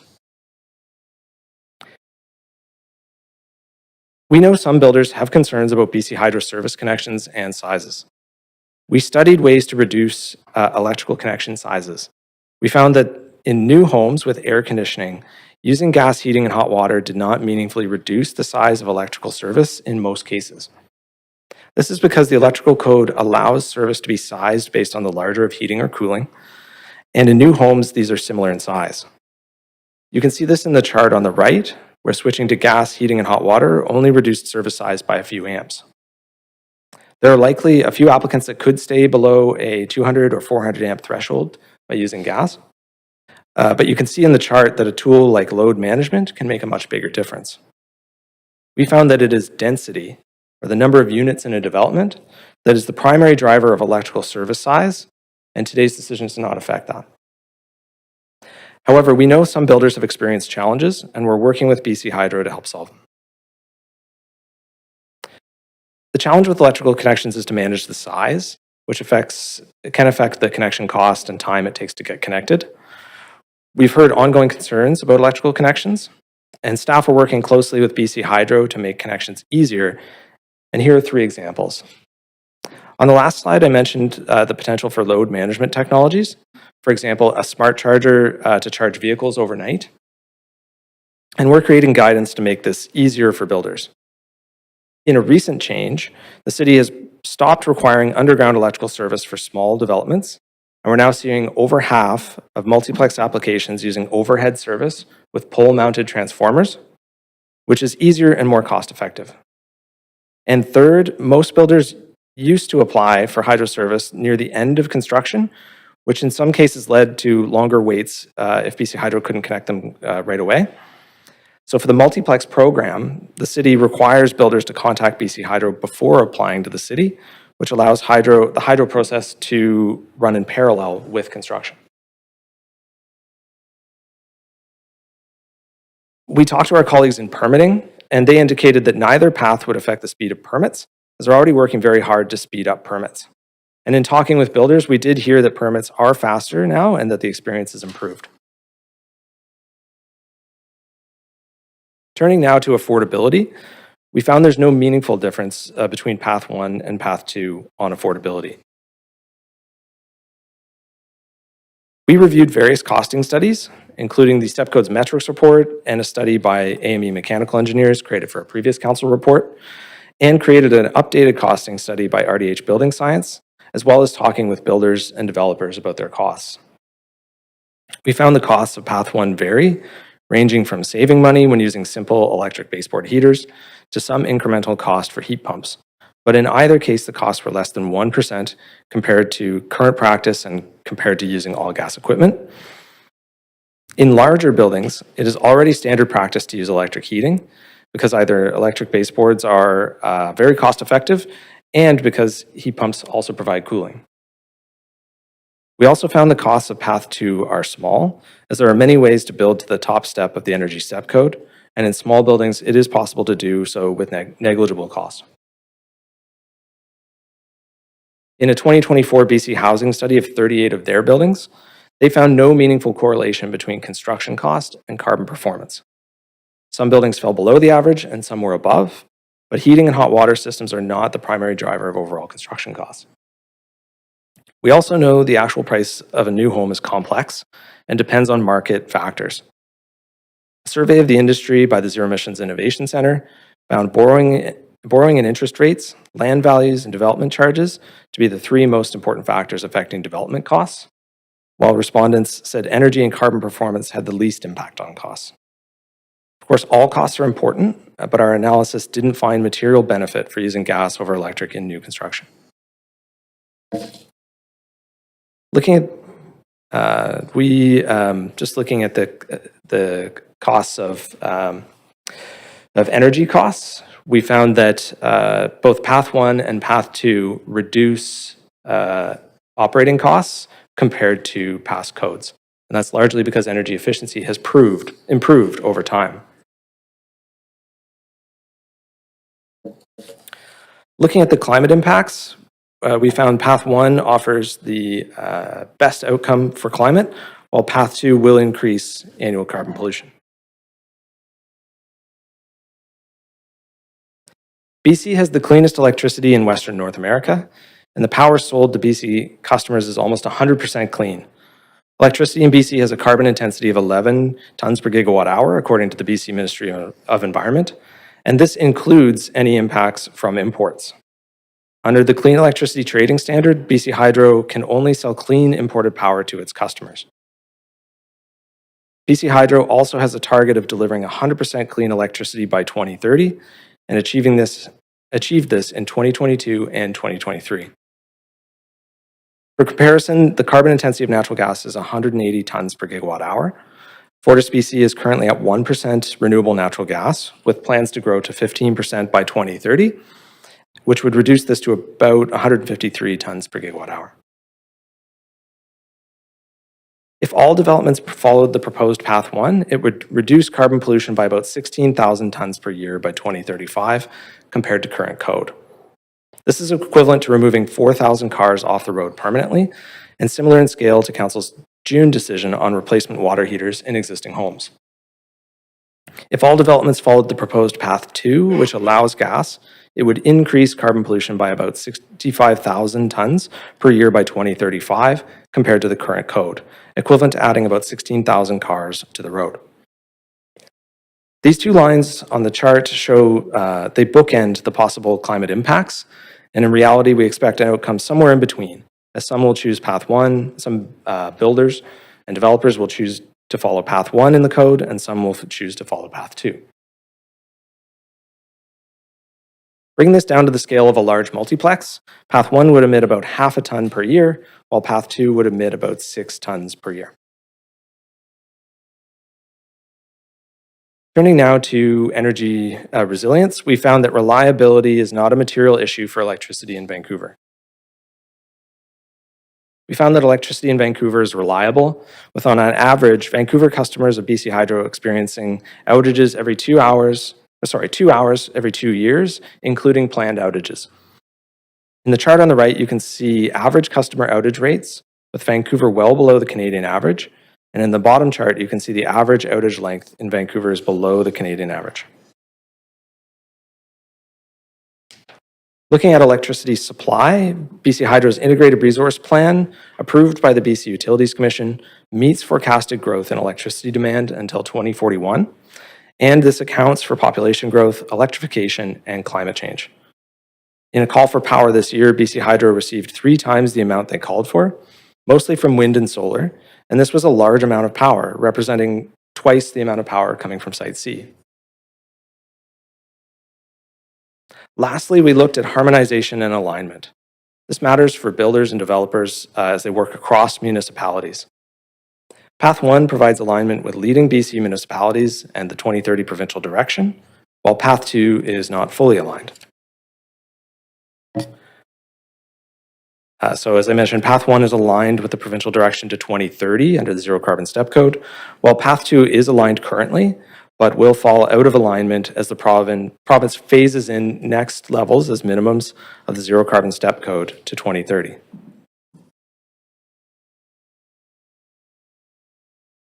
Looking at Path 1, 29 other BC municipalities and the Tsleil-Waututh Nation have adopted some level of the Zero Carbon Step Code. 11 have already adopted the highest level of the Zero Carbon Step Code, shown in the map on the right. All will be required to meet the highest level by 2030.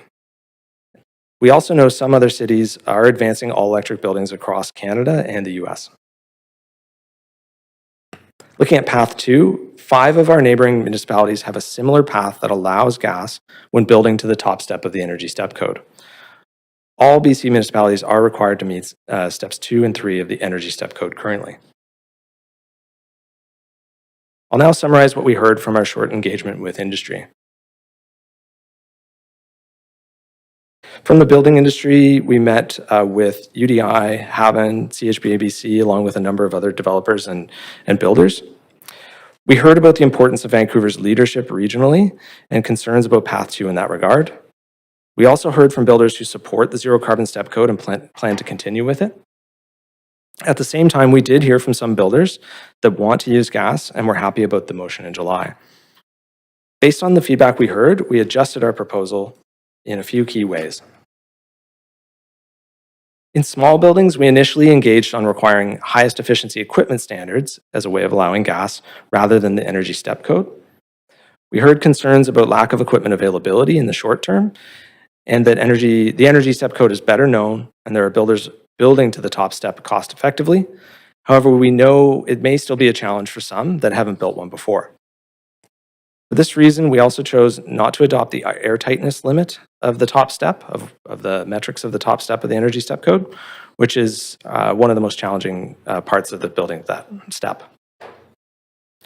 There's also some risk that homes built to Path 2 using gas equipment may have a harder time replacing equipment after 2030, when the province plans to introduce highest efficiency equipment standards across BC, and we'll explore ways to manage this risk, including raising builder awareness. In large buildings, we initially engaged on the top step of the Zero Carbon Step Code. We heard that some builders and developers in some cases want to use a bit of gas for peak heating, such as the coldest days of the year, and in order to help reduce risks of mechanical costs or electrical service connection size. Hearing this, we shifted the proposal to the third level of the Zero Carbon Step Code, which requires electric heating and hot water, but allows some gas for peak heating, and is consistent with what Council approved in principle in May 2022.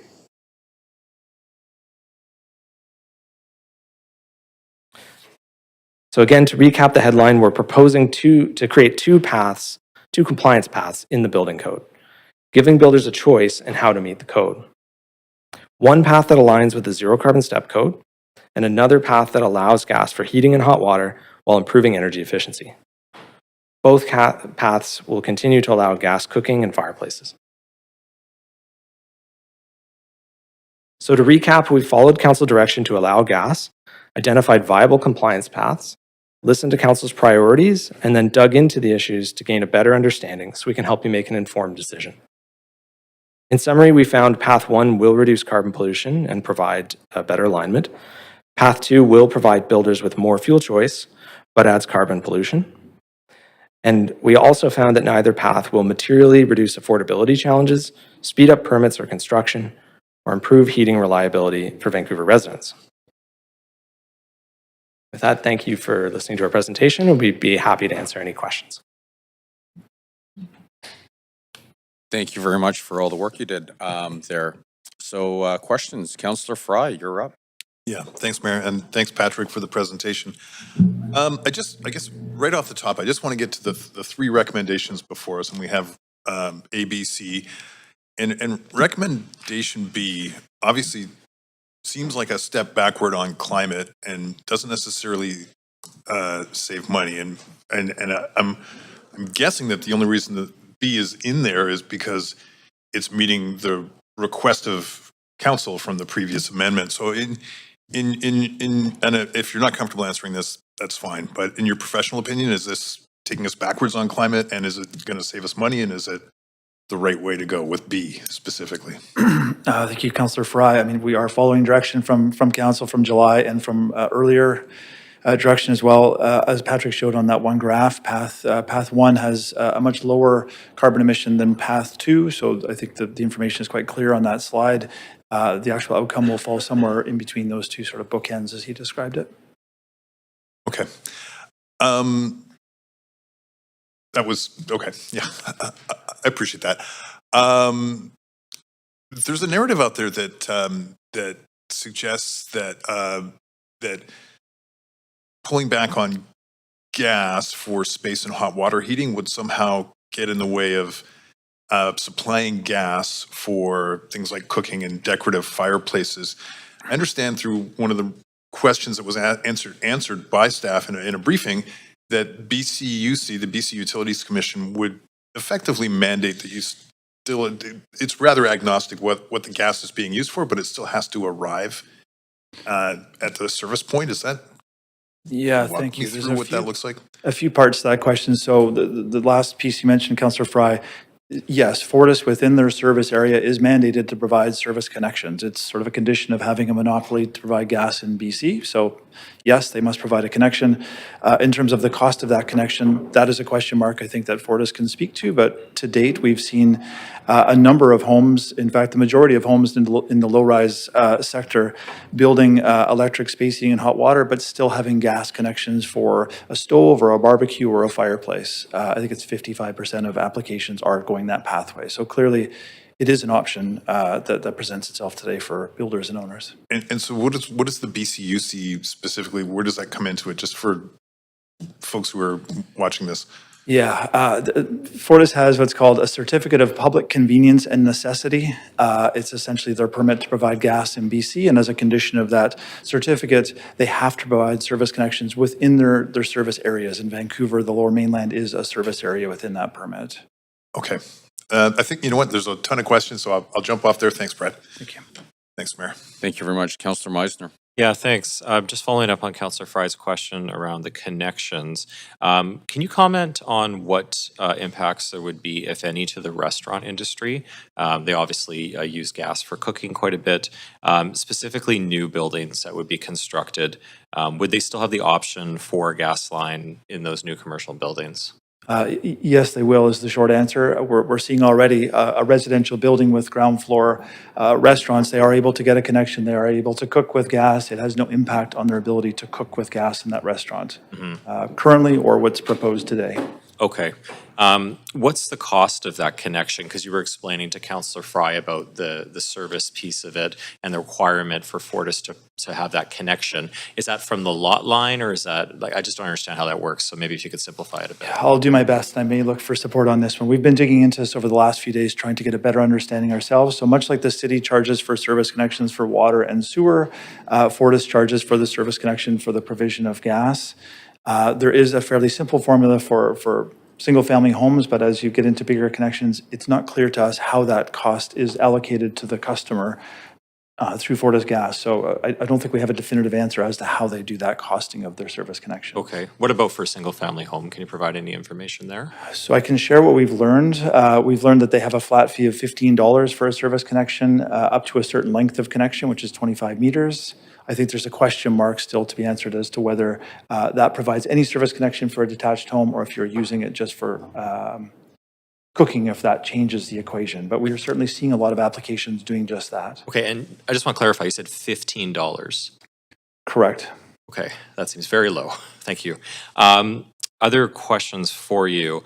With gas heating, again, just from a technical perspective, there's been a lot of comments about reliability and the power going out and what are people to do if the power goes out. They'll be freezing, basically, is the kind of narrative out there. Does gas heating rely on electricity for the fans and pumps, compressors, et cetera, to move that heat throughout a building? Yeah, thank you. I'm going to pass this one to Patrick to take. Yeah, in short, that is correct. Typically, you need an electrical connection to operate gas equipment and to distribute heat in a building.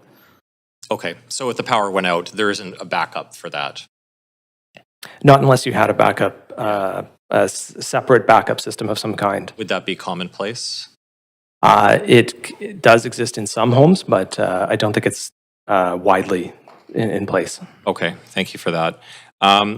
Another piece of information I've heard, and I would just love to hear from you, is that the province may be looking at delaying the 2030 timeline for the zero carbon step code. Have staff had any discussions with the provincial government around that or heard anything to that effect? I see all heads shaking. We have not had any discussion with the province about delaying the zero carbon step code implementation. It's still our knowledge that 2030 is the date. Okay, thank you. Another point of information or question around clean power from BC Hydro in 2022 and 2023, and this is on the presentation. How is it confirmed that that energy is indeed clean? And I ask this question because, again, I've heard that a narrative out there that BC Hydro is buying dirty power from coal-fired power plants in the US, and there's not really a way to know if those electrons that are getting transferred to BC are actually clean or not. So I'm just wondering if you could expand on that. We too have heard that question. We've gone down that rabbit hole. I'm going to pass to Matt Horn to answer that question. Thank you. Good morning, Council. Matt Horn, Manager for Climate Mitigation. BC Hydro is a regulated entity under the Greenhouse Gas Industrial Reporting and Control Act, so they do have to report their emissions in the same way a large industrial facility would. So from the import of electricity perspective, they do report that. They have been consistently purchasing clean resources, so they're able to have a low emissions intensity.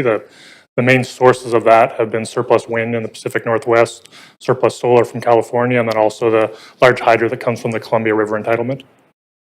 Okay, thank you for that.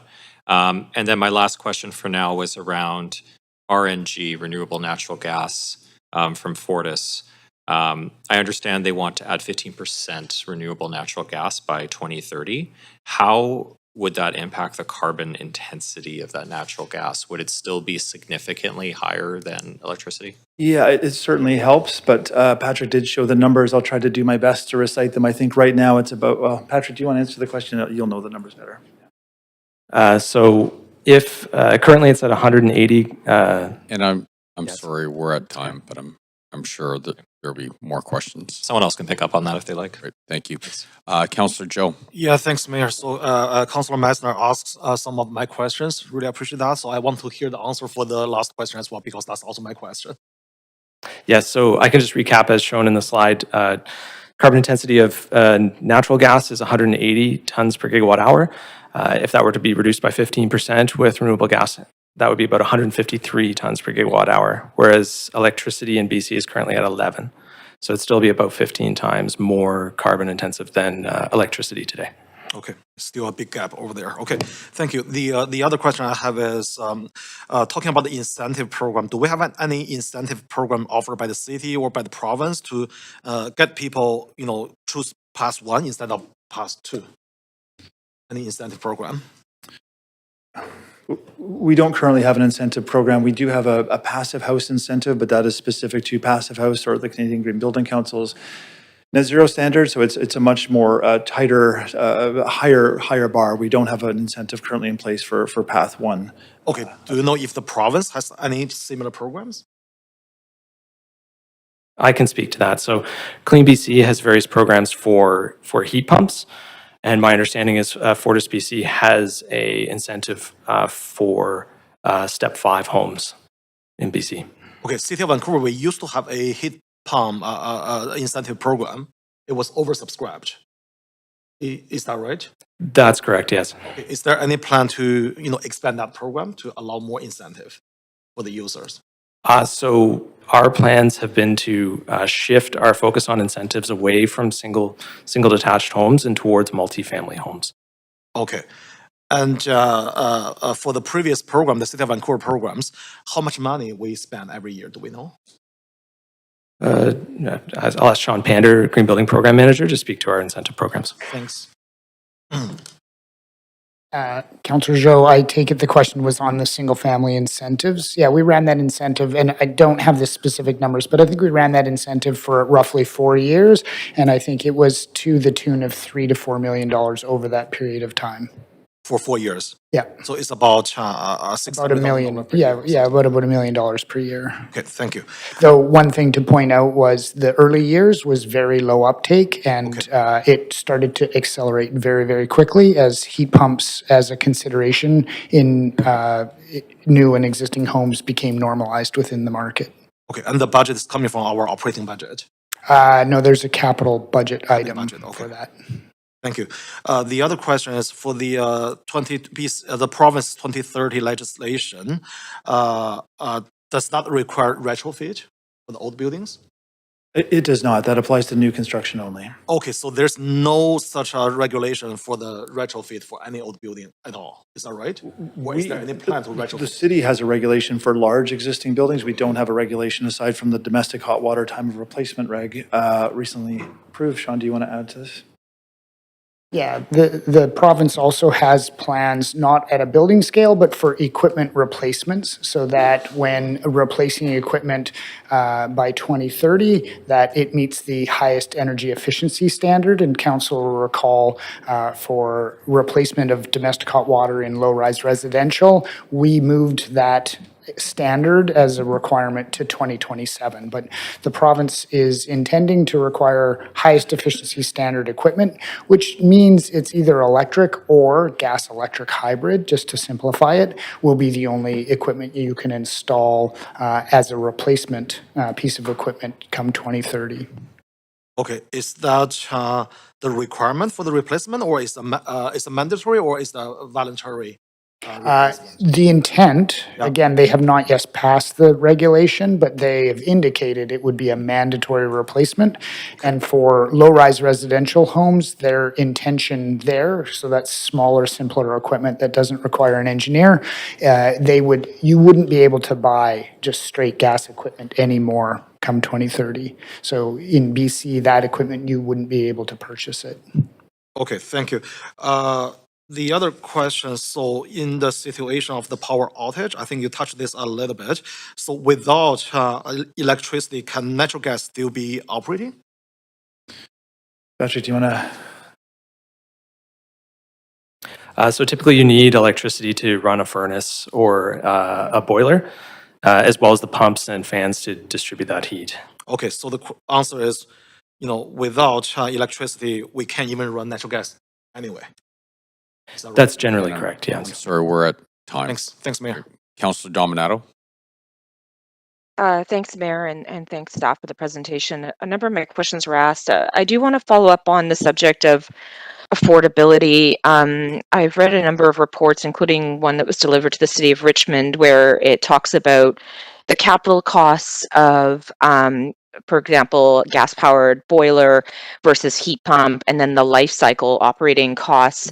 And based on my read of those reports, virtually it's the same, or in fact even less. And I understand from talking to a number of builders that electric hot water is also quite far less. So can you just expand on that? Because I also read a report from BCIT which talked about there were some previous reports that were focused on electric resistance appliances, and they were maybe not as energy efficient, but with heat pumps, they are more efficient and thus cost less over time as well. So could you just speak to those issues a little bit more in detail? Yeah, thank you, Councillor Dominato. I'll respond and then look to Patrick to fill in some blanks. So there's a diversity of equipment and building types, which led us to kind of the general comment that it doesn't make a meaningful difference in terms of affordability. So within that, baseboard heaters are a great example of being very cost effective to install, but not necessarily so cost effective to operate. A heat pump, very cost effective to operate over time, and I think we saw the same with the electric hot water heating equipment that we shared through the time of replacement reg. Something like gas-fired in-floor radiant heating is quite costly to install, but also offers features that some builders and owners really appreciate. To your overall comment, Councillor Dominato, I think there are cost savings opportunities, particularly with the heat pump. I don't know if Patrick wanted to add anything to that. Yeah, I'll pause there, Councillor Dominato.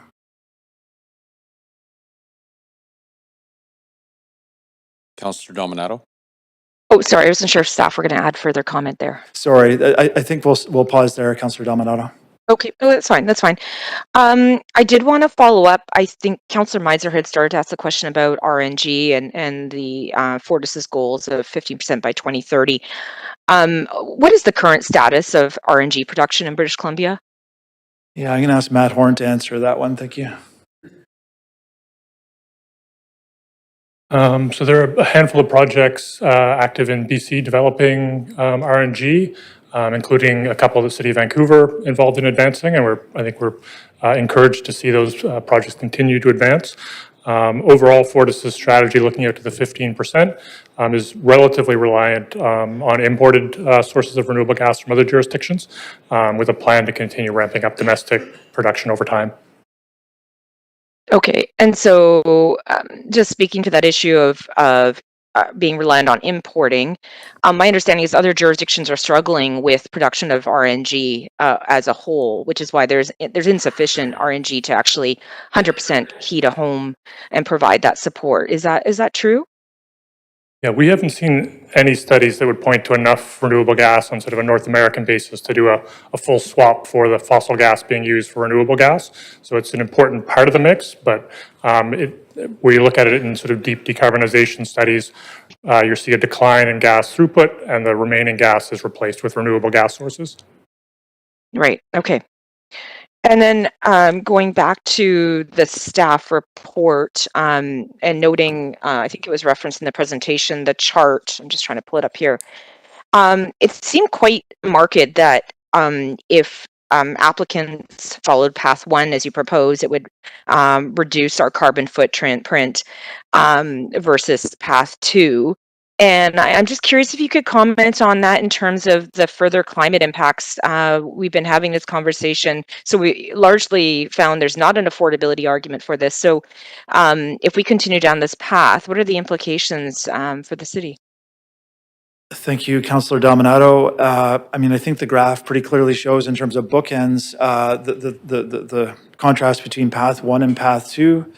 I'll just add that new construction is really important because it avoids costly retrofits in the future. And I think that's a really important piece to flag here. New construction is the place to get it right with an eye towards, of course, affordability and buildability. But I think new construction is a really important piece to avoid those retrofits for owners in the future.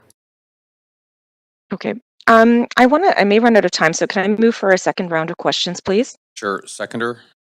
Great. Councillor Klassen, all in favor say aye. All those Aye. opposed say nay. Great. It carries. Now, we do have another minute to extend just through the question period. Is that something we want to do?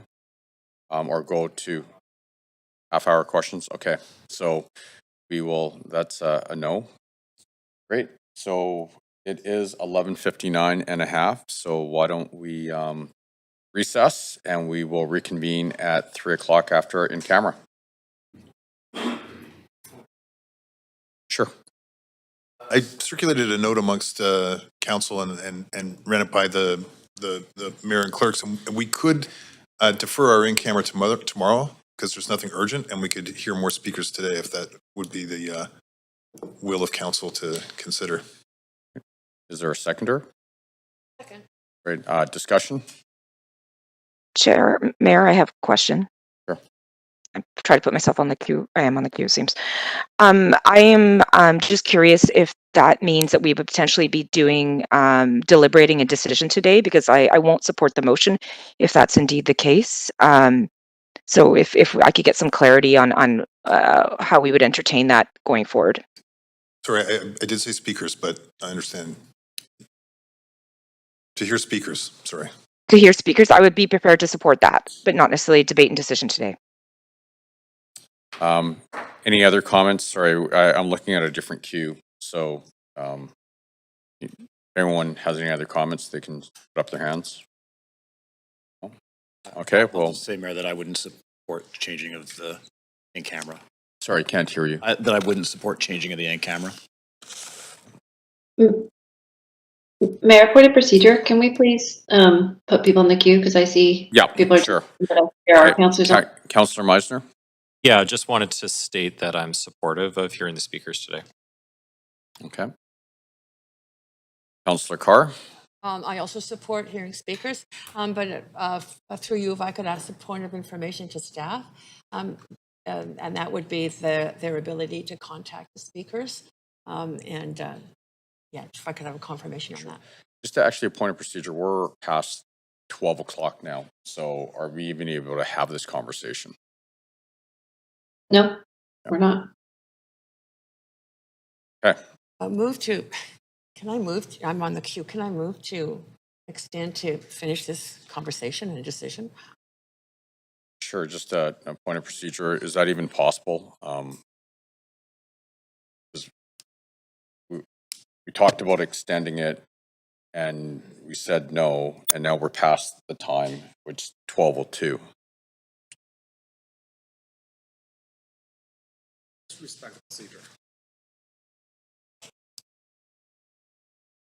Before anybody leaves, is it possible to have, could you run through how we would rescind that? I'm on the queue, sorry, but, if you're saying I can't speak.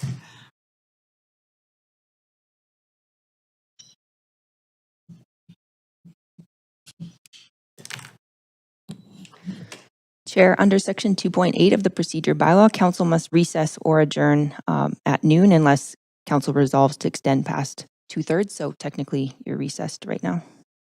So the recess has begun. Yes. Okay.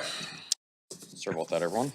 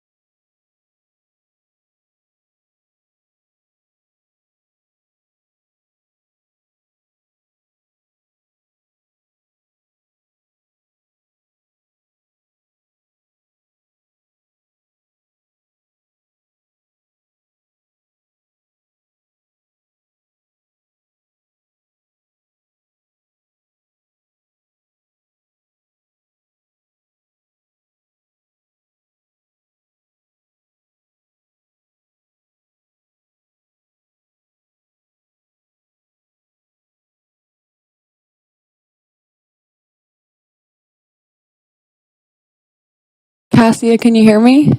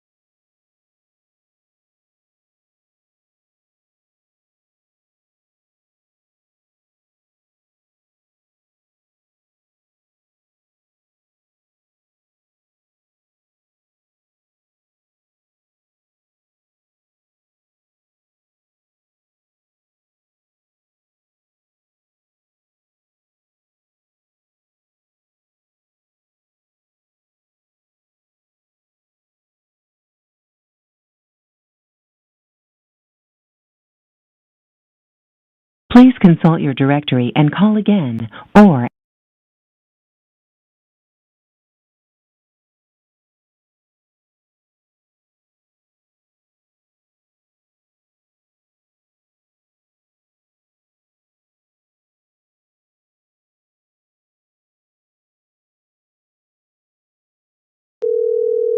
welcome to TELUS Conferencing.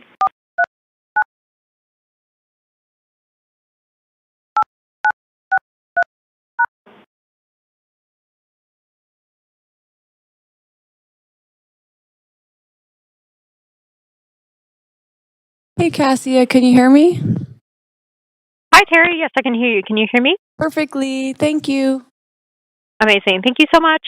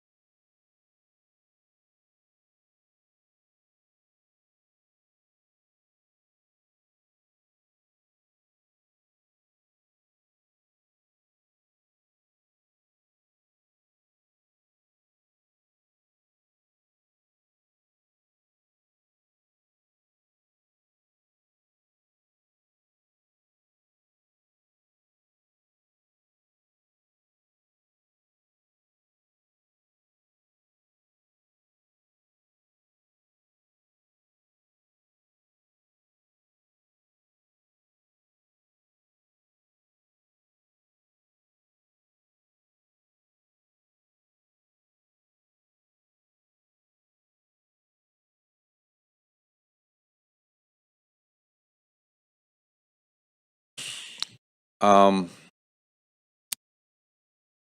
sorry, Clerk, I forget, did Councillor Dominato speak already, or? Thank you. Okay, so Councillor Card, you are up. Chair, on a point of privilege, I don't have any video feed from Chambers. Oh, hold on 1 sec. Sir Thank Councillor, you. are you out? You can't see us right now? Oh, we can now, but we couldn't for the first couple of minutes. Thank you. Okay, yeah, no, we're just starting now. So, all right, welcome back, everyone. Councillor Carr, sorry, I'm going to reset your timer. Can we please reset Councillor Carr's timer?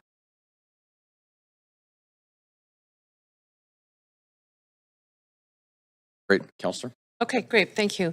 Yeah, I have a number of questions, coupling follow-up to Councillor Dominato's questions around avoiding costly retrofits. But let's start with RNG. People have talked a lot about the importance of RNG. How much of it, I've heard that very little of the actual gas supply is renewable. Is that the case? Like I've heard 1%, but I might have that number wrong. Yeah, thank you, Councillor Carr. I'm going to ask Matt Horn to respond to that one. Thank you. Yep, so Fortis is starting their new blended rate of RNG. It's starting at 1%. They're targeting to get that to 15% by 2030. Okay, so it's 1% now. Okay. Okay, and I'm assuming a lot of demand for RNG from various sectors. Pardon me? There's a lot of demand for RNG from various sectors that use gas in terms of reducing their own GHGs. Yeah, it's of interest across the economy, transportation, buildings, industry. Great. Okay, thank you. Second question. Do we have any sense of how many homes, about what percentage of homes that heat their buildings and hot water with electricity are actually currently wanting to put in or plan to put in or have put in gas for the stove, like for cooking and or fireplace? Yeah, the one percentage that we do have, Councillor Carr, which I think is responding to this question, since for low-rise buildings since January 2022, we have required electric spacing and hot water. Of those applications, I think the number is 53% have continued with gas for cooking or fireplaces or other uses. Okay.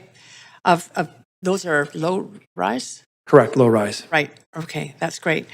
What kind of public awareness is there around the health impacts of putting gas into homes for cooking, for example? And is that advertised in any way, or how do consumers know about that? Councillor Carr, that's a difficult one to answer in terms of gauging the public awareness of that. There's certainly been studies that have come out about gas stoves. I believe our first speaker is from Vancouver Coastal Health, who may speak to that question, but I'm not sure I can answer with any sort of accuracy about public level of awareness in that space. Okay. Cooling has become a really big issue ever since the heat dome in 2021. So if, what are the best technologies? I mean, we have a heat pump.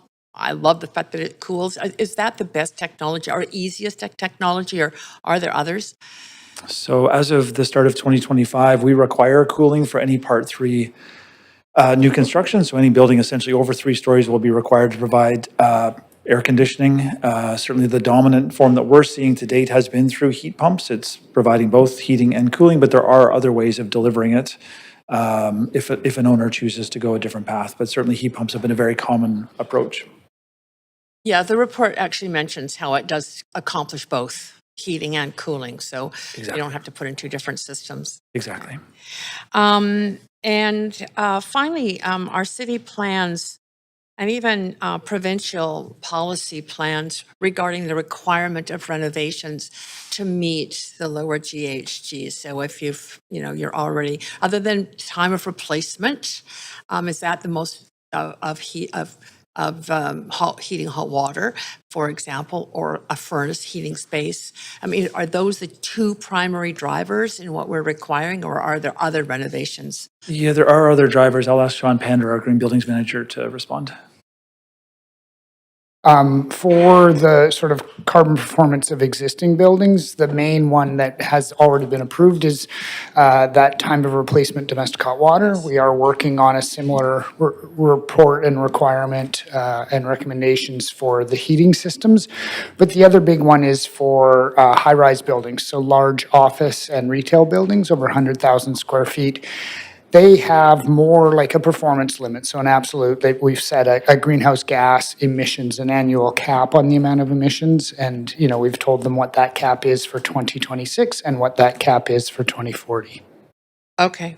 Is our goal by 2040 that we're going to get there? 2040 is, yeah, zero emissions for those two uses, large office and retail, by 2040. Yeah, that's in the bylaw already.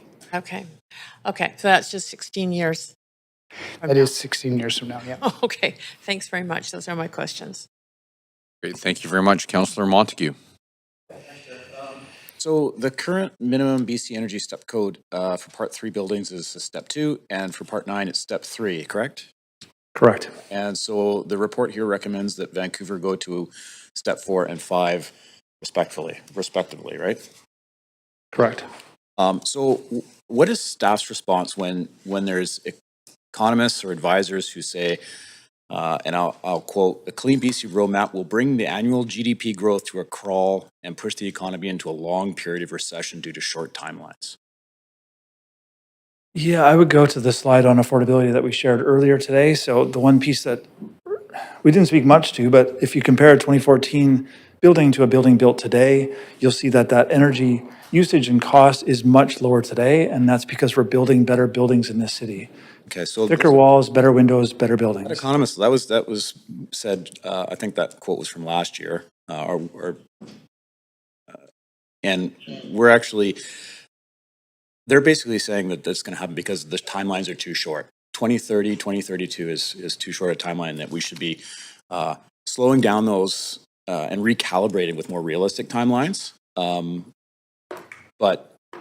that's citing new technologies, but you're saying the city should be moving basically 7 years ahead of what the BC Clean roadmap says, Clean BC roadmap says. Both of the step codes, the energy step code and the zero carbon step code, were set up to enable cities to take steps on that in a way that's consistent across the province. It was explicitly set up to enable that stepping forward so that smaller, less sophisticated communities could follow, but larger communities like Vancouver could take the lead. And we're seeing a number of cities doing that. We shouldn't listen to the economists and the economic advisors. I get we're trying to solve for a climate issue, but they're worried that we're going to fall into a recession. I'll go to my next question.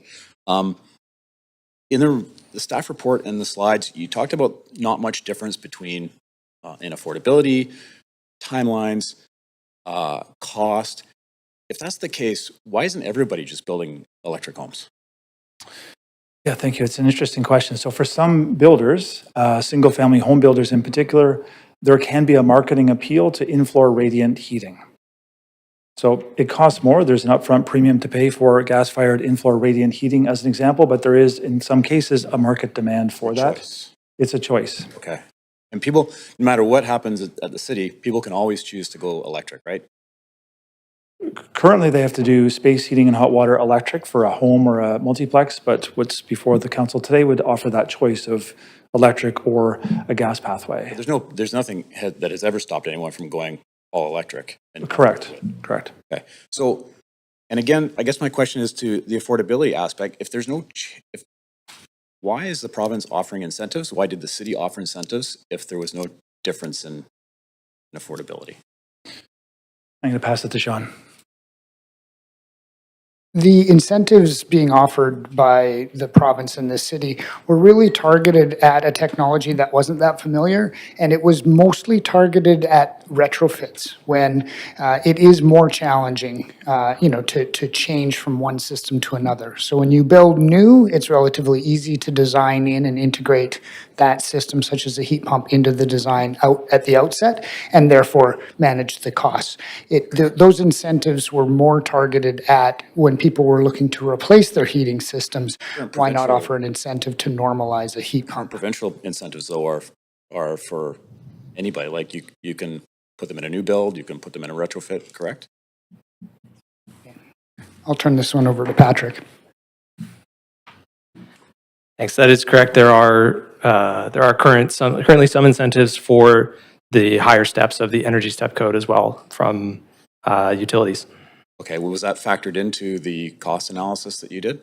That was not included in the cost, so that would be reducing any cost differences compared to what was presented. They'd have to put the money up front though before to get those incentives, right?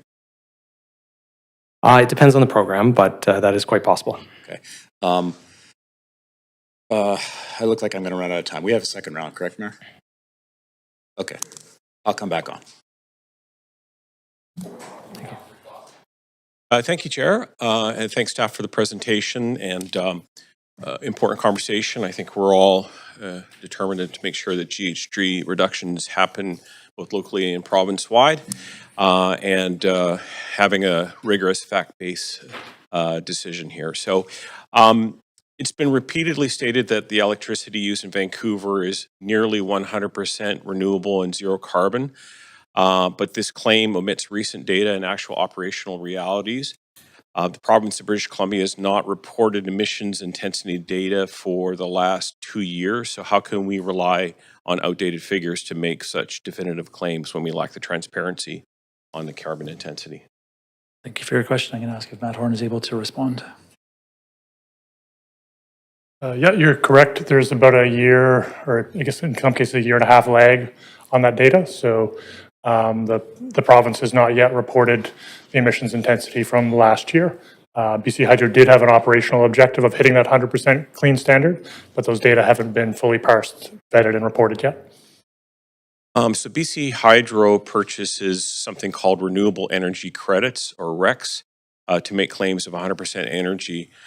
There currently is very little or no transparency on these purchases from PowerX or from Hydro. And given that BC Hydro does rely on gas generation from facilities like the McMahon cogeneration plant in Taylor, BC, how can we assert that the grid is 100% clean today when it clearly depends on hydrocarbon-based sources? Yeah, so in terms of the Taylor, the natural gas-fired project in Taylor, that's not counted as part of the integrated grid. So they do look at sort of the southern part of the province when they're reporting emissions intensity, and report a separate emissions intensity for the northern part of the grid.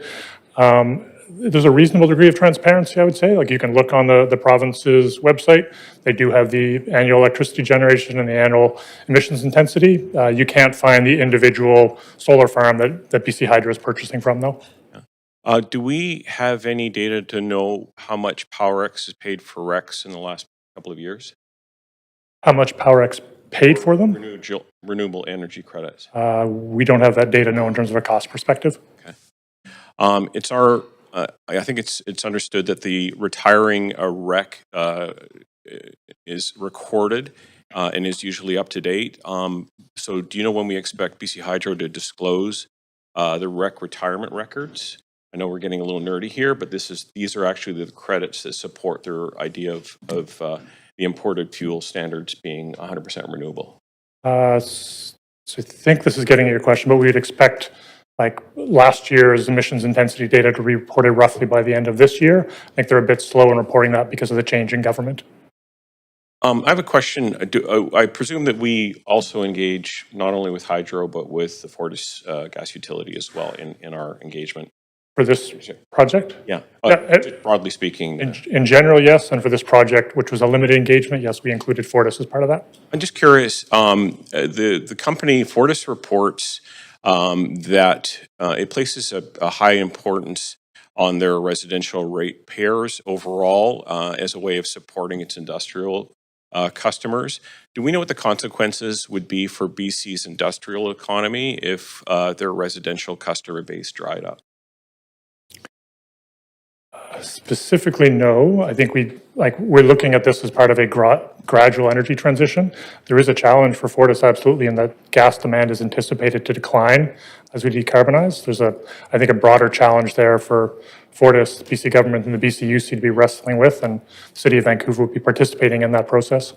I have just a quick question regarding gas fireplaces. There was a comment earlier about them using electricity, but I understand that many have battery ignition.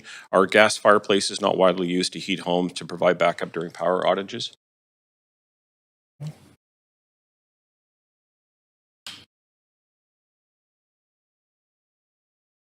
So some homes do, yes, have gas fireplaces, and yes, some of them can heat that way. That's correct.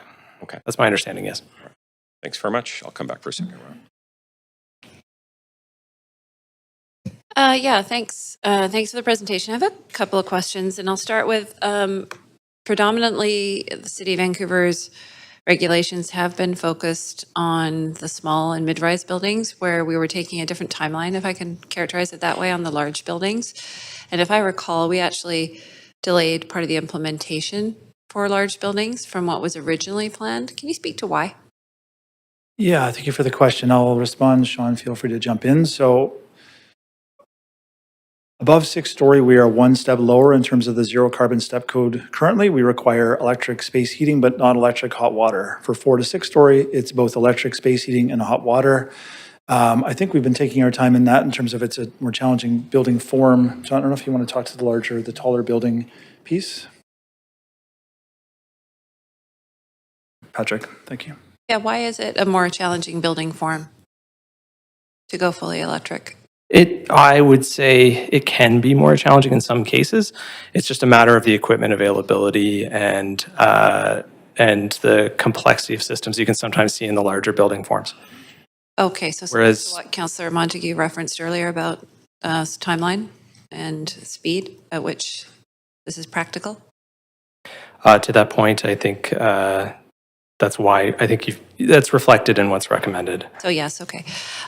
So I have another question, and it was on slide 2, and it made reference that appeared to convey council adopted a specific policy, and so I'm just looking for some clarity here, because I believe it was in, all right, just looking at my notes here, May 2023, we had a motion from a councillor at that point to ban natural gas, including for cooking, and that was amended by council to pursue an alternate direction that we look at adopting the top level of the zero carbon step code for all buildings, and that staff report back on that. And in order to align with the provincial government, Metro Vancouver, and other collective leadership in BC. And now I'm seeing reference in this report that appears to say it's adopted, but I don't recall a specific report back on that has actually become council policy. And if I'm understanding correctly, we're actually looking at increasing the step code here. So can you just fill in the procedural piece for me versus Yes, I can help. asking for a recommendation and what appears to be presenting here as policy?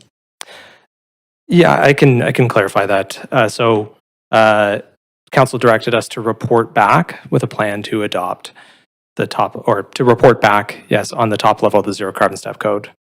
And this is a bit abbreviated in the slide, but that was part of it, and staff were planning to do that. So we haven't done that yet, but yet this report, I'm just trying to square these things to synthesize, and this report seems to suggest that we're moving to higher step codes, but we don't have a report back yet? Sorry, Councillor Young, just to clarify, this report is the report back on that direction from 2023. So I thought this report was the report back to the motion, the council motion that was made a few months ago. we have both. So we have Okay. the outstanding direction from 2023, and we have the direction from July of this year. Path 1 and Path 2 are meant to loosely reflect those two directions. Can you show me where in the report it indicates that we're dealing with both here?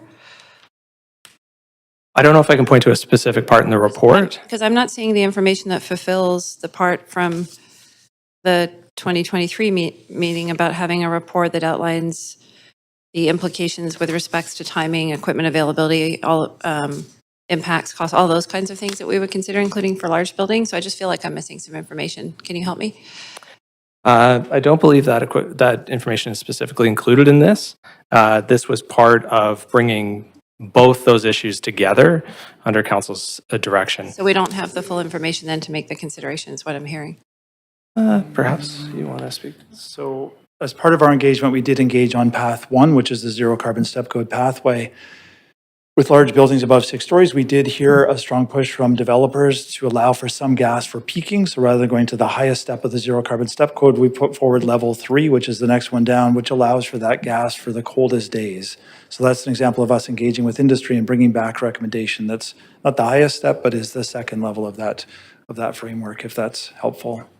And just further to that, the range of costs implied by moving to that are reflected in the costing around path 1. You know, there's sort of error bars around. I'm gonna come back on for questions because I feel like there's still a number to ask, and I want to talk on the restaurant sector. Thank you. Thank you very much. Councillor Dominato, you're up.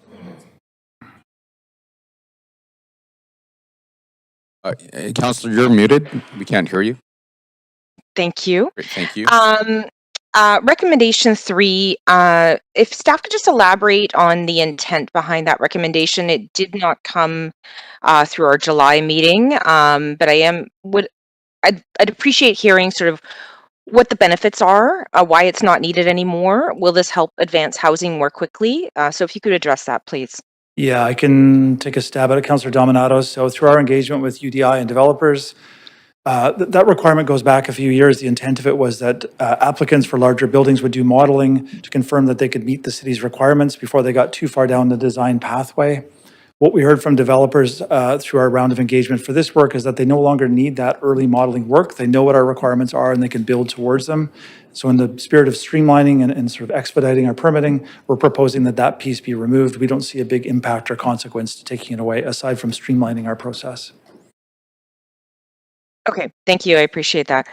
I want to circle back to questions raised about the hospitality sector. I've had a number of conversations with representatives representing the hospitality sector. I know we'll hear from speakers later.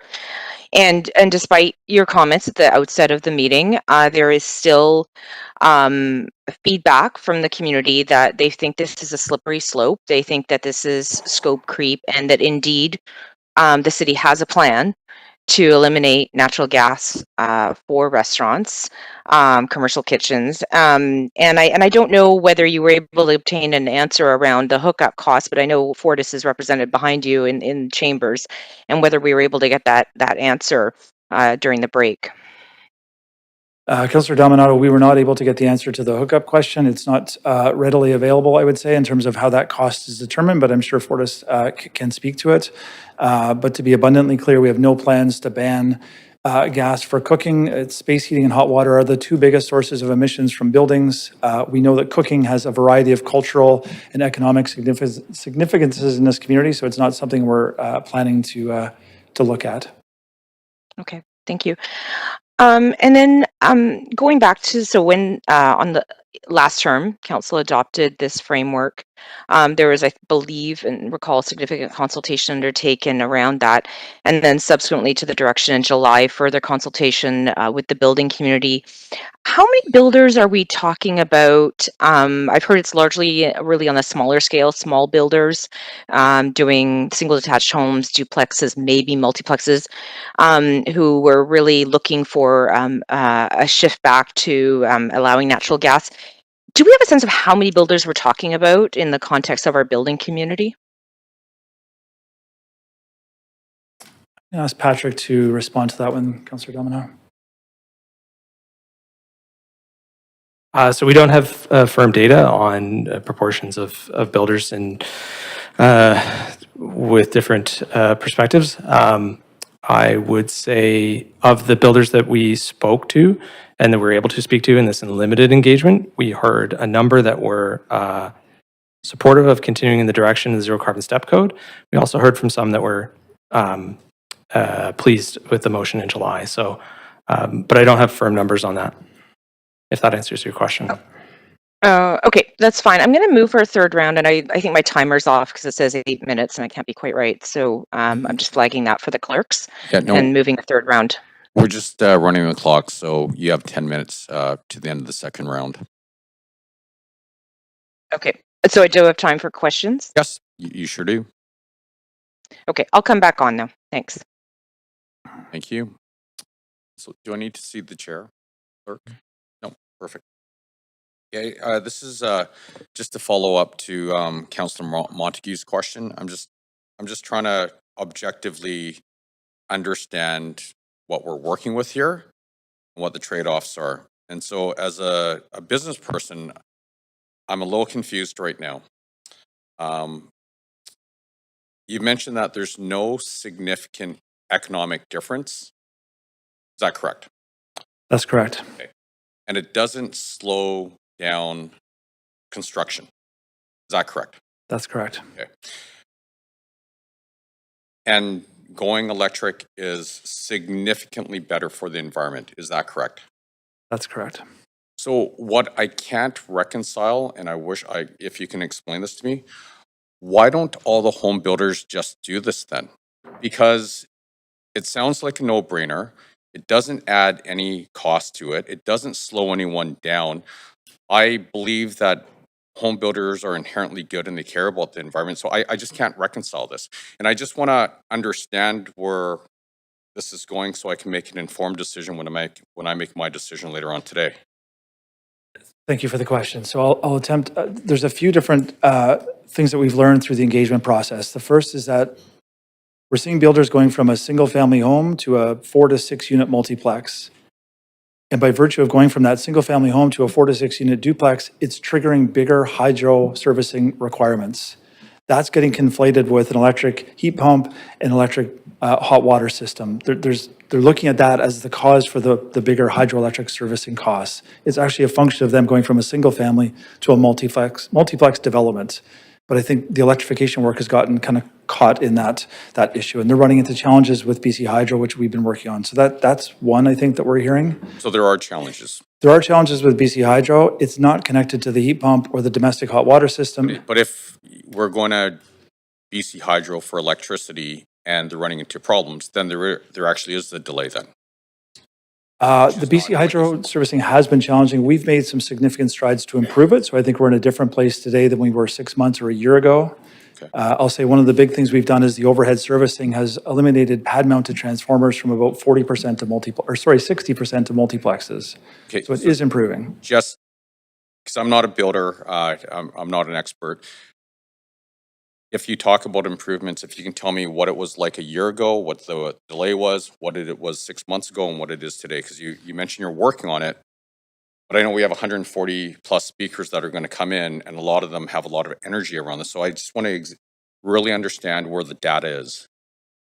Yeah, so a year ago, a builder that was building single-family homes is now building multiplexes, 4 or 6 units, and they are encountering a bigger electrical servicing process. It's not an express connect, it's a design service connection. It's a shift from their previous work. A year ago, I think most of them were triggering pad-mounted transformers, which are expensive. They're $50,000 to $100,000 each. They take up space on the lot. We've done a lot of work since then with BC Hydro to allow overhead servicing, which has eliminated about 60% of those based on the numbers we've got today. We've got the electrical permits going to BC Hydro at the start of the process rather than at the end of the building permit process, which is helping that move through faster. The last piece that we're seeing right now is they're over-designing their EV charging. They're doing things like they're not designing a switch so that their AC and their heating can't run at the same time. There are easy fixes, again, to reduce the electrical demand and avoid some of these hydro issues that have been coming up. Do we have actual numbers? And I'll use this from my lived experience as an entrepreneur. There isn't an endless pot of money, and businesses make their profit on a very slim margin. And so while it may not seem like a lot, it could be everything. So do we have like hard numbers so we can make an informed decision? We have hard numbers in terms of the amount that are now avoiding the pad-mounted transformer. It's about 60%.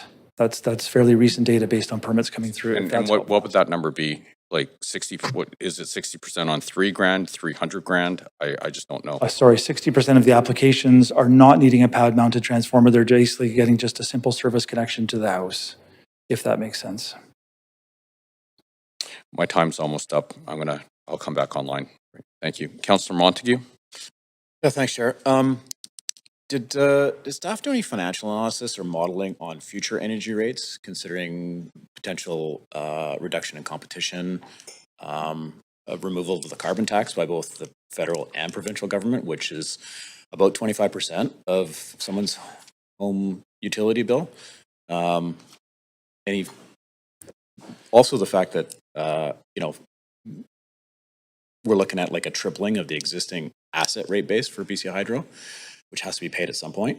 So was there any discussion or look into how electricity rates are going to increase? Yeah, I'll pass to Patrick. Thank you. So we did look at what those monthly utility bills would look like if we were to remove the carbon tax, and it was quite small in terms of the numbers that we showed there. So on what's small? So small in terms of what we showed in the presentation was, I think, on $71, it would reduce, taking the carbon tax off for total energy bills, taking the carbon tax off would reduce about $4 a month. And that's Okay, partly so because... I'm trying to understand that because I heard that number before, and my understanding, so I look at my own utility bills, carbon tax is 25%. Yes. How do we get $4? I wish my bill was $16 a month.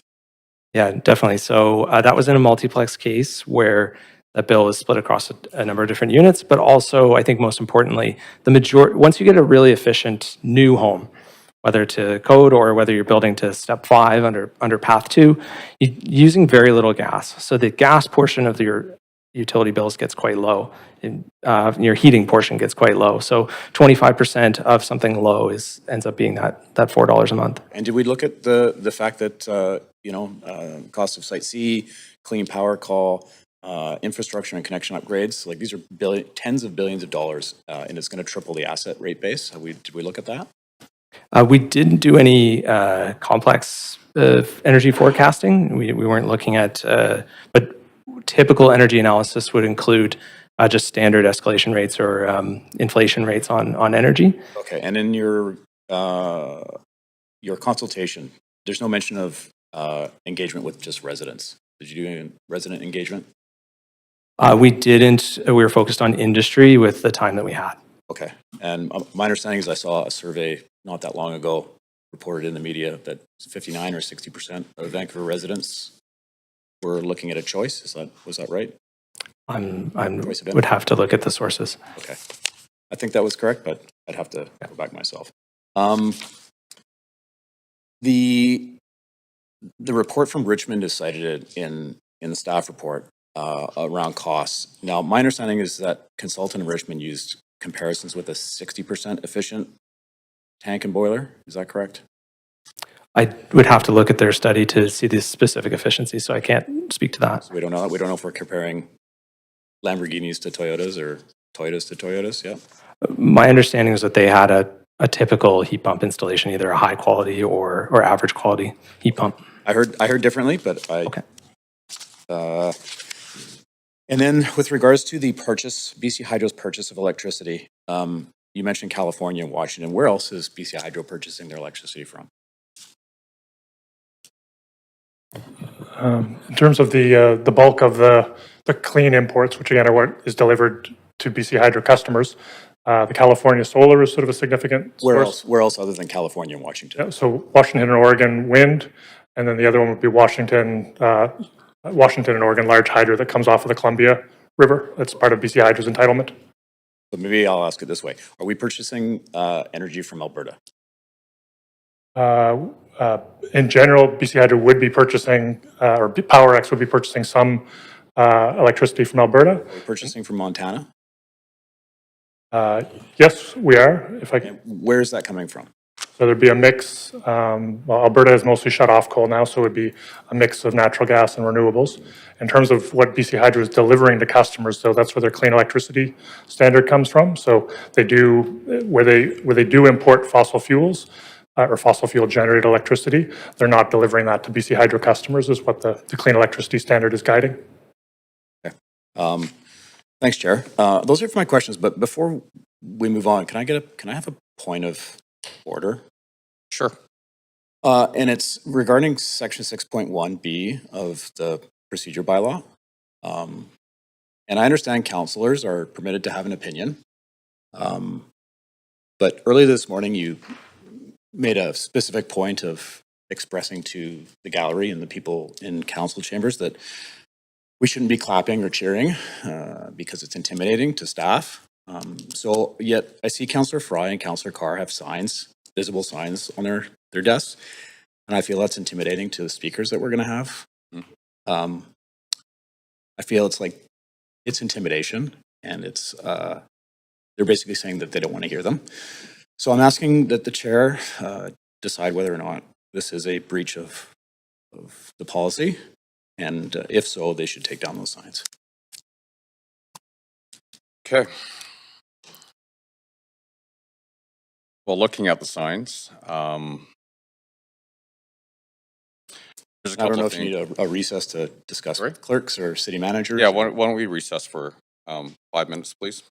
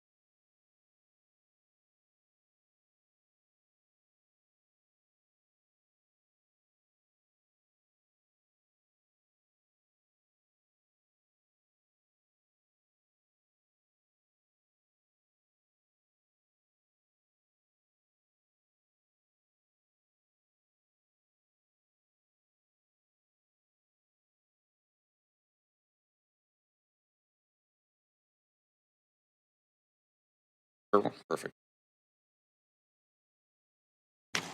So much fun.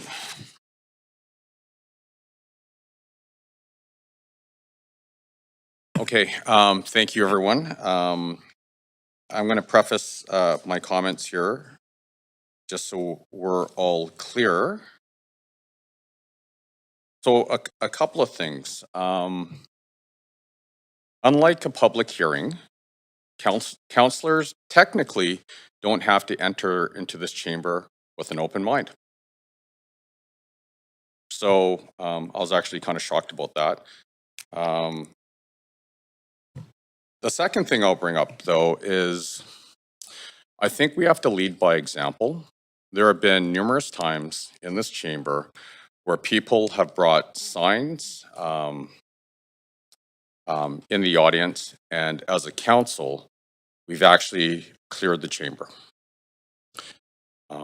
Also, earlier today, based on previous experience over the last couple of weeks, there was an expression by our team members that they felt intimidated by actions of the speakers that came in. And so we have basically highlighted the fact that that's something that we won't tolerate. And so I bring this all up because I know how hard it is for people to come here, to stand up there. There's like a fear of speaking. It's nerve-wracking. And if there's an opinion that's expressed that may not be aligned with councillors in this chamber or the mayor, it's intimidating at the best of time. And I think it's incumbent upon us to create a safe environment for everyone so they can express their feelings. And so I will agree with Councillor Montague and section 6.1, which states a council member must not, 6.1b, by words, tone, manner of speaking, or gesticulation express any opinion or make any allegation that directly or indirectly reflects negatively upon the character of any person or groups of persons. I think it's relevant here. And I would hope that the councillors here, instead of fighting this, points taken, you got your shot in the media, let's create a safe environment for everyone who wants to actually have their voice heard in this chamber. And they may not agree with you, but that's healthy. Mayor, I have a point of information. Sure.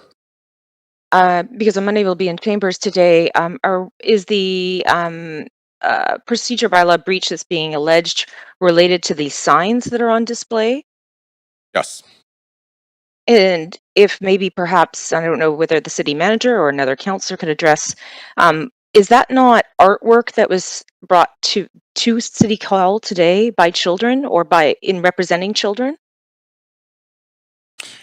I don't know if that's necessarily relevant. You can make an extreme case if a kid brought in artwork that was completely inappropriate. I guess I'm asking, Mayor, is what's on display? Is it defamatory? Is it calling into question people's behavior? I'm trying to understand, is it highly offensive? Is it insulting? I'm not there, so I can't see it.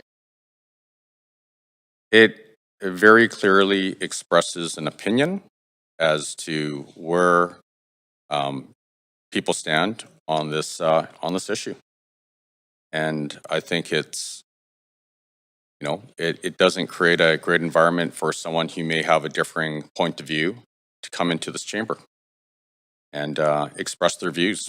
Like I mentioned earlier, it's hard enough at the best of times to have people stand at that podium. There may be a fear of public speaking. It's intimidating when people, whereas we may feel that we're accessible and reachable and we're normal people, to a lot of people, the role of council or mayor is incredibly intimidating. And this, in my opinion, does not help. Sure. I'll leave my questions there.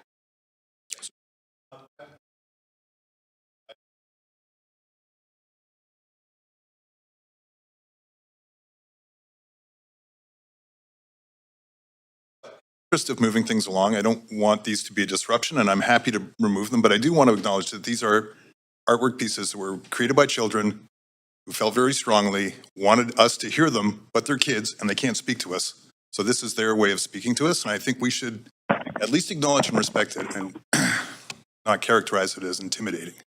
But I'll leave it at that, and I'm happy to take them down to move things along. Thank you very much.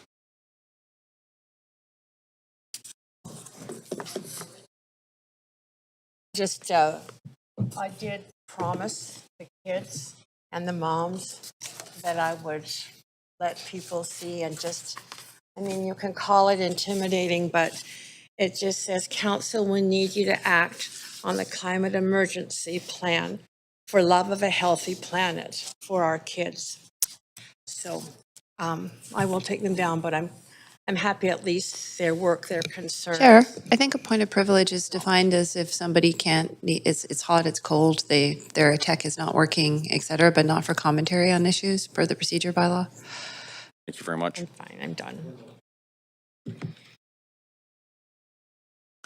have one more sign there. I do? You do.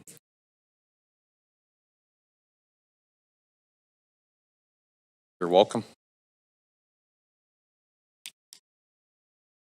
All right. Thank you very much, Councillor Montague. Councillor Claassen. Thanks very much, Chair. My initial remarks really focused on the emissions, and I will talk a little bit about affordability and ask questions about affordability right now. But just recently, in my previous questions, having established that there is little or no transparency from Hydro and PowerX with regards to the emissions, I'm just wondering if Council could be provided with some documentation to support the claims around the imported sources. I have a number right now that Alberta, for example, is supplying 400 megawatts of power to BC. So if we could just get some backing on that one. I just want to bring up, just when I went to do a little more research about precedents, I saw what I would describe as a bit of a cautionary tale from Norway.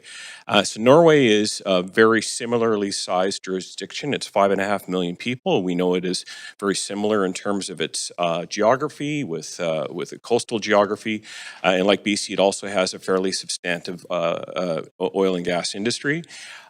Norway ended gas hookups in 2005, but didn't have enough energy for electricity and heat. So they built three new gas-fired plants, resulting in increased GHG emissions for the country. In addition, Norway created more renewable energy sources through solar and wind that is currently being called for by the Clean BC plan. The cost of heating in space now eats up over 15% of average Norwegian disposable income, and Norwegians now have the highest private debt per household disposable income on the European continent. So my question really, bringing it back home here, is can you tell us what the BC residential rate increase for BC Hydro has to, when BC Hydro has to pay down its $30 billion plus capital debt, assuming an amortization over 25 years? Thank you, Councillor Claassen. I'm going to ask Matt Horn to respond to that one. Thanks for the question. I can try to get at that. I don't have an answer to that specific piece in terms of the timing of the debt. So as Patrick mentioned earlier, the forecasts we've included from a cost perspective do include escalators that align with BC Hydro's rate forecasts. I think there are questions out there about like what the future rates look like. I think that's one of the main reasons why the BC government amended the Clean Energy Act last year to give them sort of a pretty binding objective to keep rate increases below the rate of inflation.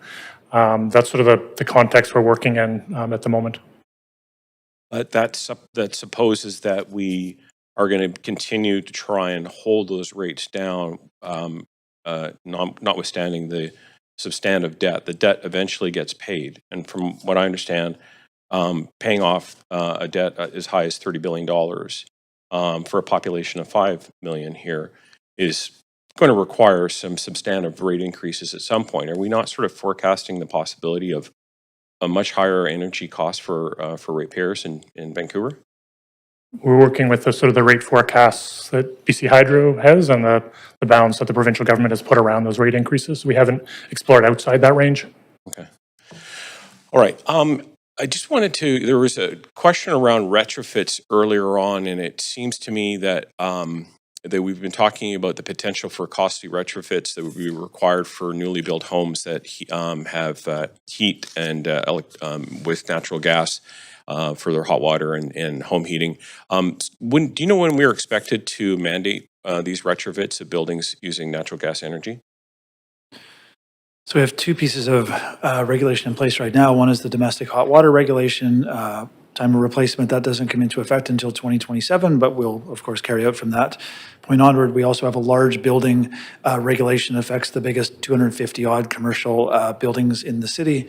Work beyond that, I think, is work that we were bringing to council. We don't have a timeline for those other pieces firmly in hand at the moment. And just remind me, what is the overall percentage of buildings in our current market that are heated with natural gas? I'll ask Patrick to respond to that one. Thanks. So in the detached home space, it's about 90%. 90%. So will 90% of homes in Vancouver at some point be required to make these retrofits that we've been talking about? So based on the time of replacement requirements that have been approved for domestic hot water heaters, that would happen over the decades as current water heaters fail. And after 2027, when that comes into effect, new equipment that gets replaced would have to be replaced as per those requirements, similar to what the province is proposing to bring in by 2030 in terms of what you'll be able to buy in BC. It's been my experience, and I'm coming up at time, that one gets a new hot water tank probably every 10 years or so, or system changes every decade or so, but not so much for the actual home heating. But I have out of time there. Sorry, you're out of time, Councillor. Councillor Kirby-Young. Yeah, thanks. I want to talk specifically about the restaurant sector now. I'm still perplexed by the last question of where we are in terms of non-council endorsed policy, but I'm going to switch to the restaurant sector for the moment. And it's really about wondering, have we done any modeling? 'Cause you mentioned the cost of hookups, for example. I think for residents, I'm not sure we got the clear cost for business. I think you mentioned earlier, if I heard correctly, that wasn't available. But have we done any modeling on the operating and setup costs for restaurants? Because what I'm hearing is that it's not just about the hookup, but it's how much is the energy on an ongoing basis, and what does it cost them to outfit with what we've heard in some letters here with more expensive all-electric equipment. And I'm asking this question in the context as I'm reading from some different messages that we're receiving from restaurants, and I'm paraphrasing a little bit, but sort of suggesting that we would see additional restaurant and small store closures at a time when margins are historically low and it's been incredibly difficult for restaurants. And someone says, I'm deeply concerned about how this ban would impact small businesses, particularly those in hospitality and retail. Businesses are operating on a dime and already struggling with rising operational costs. Further restrictions would increase the burden, not just in terms of hookups, but monthly ongoing costs and setup in terms of locating businesses into spaces. So have we done any modeling for what it looks like to set up answer that one. a restaurant? And Councillor Kirby-Young, happy to answer better your previous one if that's still of interest. Sure. We did not do that analysis because the regulations being proposed and changed within this do not impact that sector. So we didn't do the analysis. These requirements do not apply to restaurants and their heating. But if they go into a building, like we are now increasingly a densifying city, so let's be clear. We have villages, we have a Broadway plan, we're encouraging street level retail in all the neighborhoods, and the street level retail is quite often small store or restaurant use. So they're going to go into a new build that is built potentially 100% electric. So I'm wondering how this doesn't impact them, because it does make reference in the report that it also impacts commercial and some of the street level retail. So that's what I'm trying to get to. Right. As opposed to In the mixed-use buildings, they can still use gas. There is, when you have different uses within the building, your greenhouse gas limit is adjusted to account for the different uses. So you do get a higher use of gas allowed if you are including a restaurant. Many of those buildings. Sorry, can we slow this down and just do this in very simple terms? So I'm a builder, I'm building this building. You've now encouraged me to build all electric. Why am I going to, I'm not necessarily sure who my tenants are going to be on the ground floor. What's going to compel me, or am I likely to put in, am I not just going to build this electrical building and not put in So ask? 'Cause I you would might be have building questions. electric heating and hot water, but if you wanted to leave the flexibility of having a retail unit that used gas, you could still bring that hookup to the building, because that hookup would not be part of your heating and hot water. That would be for the future use of stoves or other of the commercial cooking equipment. So it's kind of circular then. So back to my question, have we done modeling on what it would cost to bring that in to support all the street level retail that we're looking? We haven't done that modeling, but it wouldn't be any different in a restaurant. Say if you have an A&W as part of a mixed-use unit, bringing gas into that is no more than an A&W in Burnaby that doesn't have the requirement or any other location. So we didn't do the modeling because the recommendations don't really change those numbers one way or the other. The cost to bring that connection to the building is the same as it would apply in anywhere you wanted to provide that service to the building. So I guess I go back to my question, which is not just about the connection, but the connection, the operating costs, and the equipment in terms of the viability of a business setting up in a space like But that. the equipment being used for cooking is not impacted. So we didn't do that analysis because there are no changes to what kind of equipment you can use in your cooking operation But it is though if it's cost prohibitive on the modeling, and I have to bring in all electric equipment. This is the crux of what I'm trying to get to. This is what we're hearing from a restaurant sector, that they have a different equipment setup cost. Again, the requirements impact the heating and hot water of the building and not the other equipment in the building. Do you want to take this away and come back later? Because I think it bears a little bit more introspection on the question, perhaps? One thing I might just add, if it helps, is that we have not seen any evidence that anything in this report would have any impact on the ability of businesses and restaurants within mixed-use buildings to connect to gas. So is there additional information, because I can't see it in the report, that council can provide around financial modeling, similar to what I'm describing? So we don't have financial modeling, but we do have data from actual buildings that are, even when they're building an all-electric multi-use building, they are continuing to, and there's specific examples in Vancouver that have brought gas to that building for the commercial. I think that's my time for now, but I'd welcome any additional information back, because I don't feel that answers the question I've asked, but I'm going to let the others continue now. Thank you. Thank you. Councillor Dominato. Thanks, Mayor. Yeah, staff, just because there's been a lot of discussion around an interest, I think, on the part of council around energy security. You've spoken to the efforts that Hydro is taking to diversify. Can you confirm that, in fact, BC Hydro has been a net exporter of electricity in the last 15 years? Councillor Dominato, we've looked at the last 10 years. They were exporters for 7 of those 10 years, the importers for 3 of them. Okay. And that does fluctuate from year to year, is my understanding. It fluctuates. Essentially, the reservoirs are like giant batteries. It's an advantage that BC has in our electricity grid that when we can fill them up, we do, and when we can draw, anyway, yeah, it is common for us to import and export. Mm-hmm.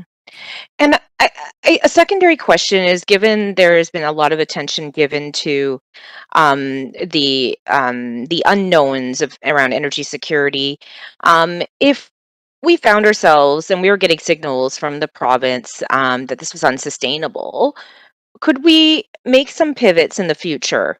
Is that something we would look at? Thank you, Councillor Dominato. I think yes is the short answer to your question. We can pivot. We can always adjust.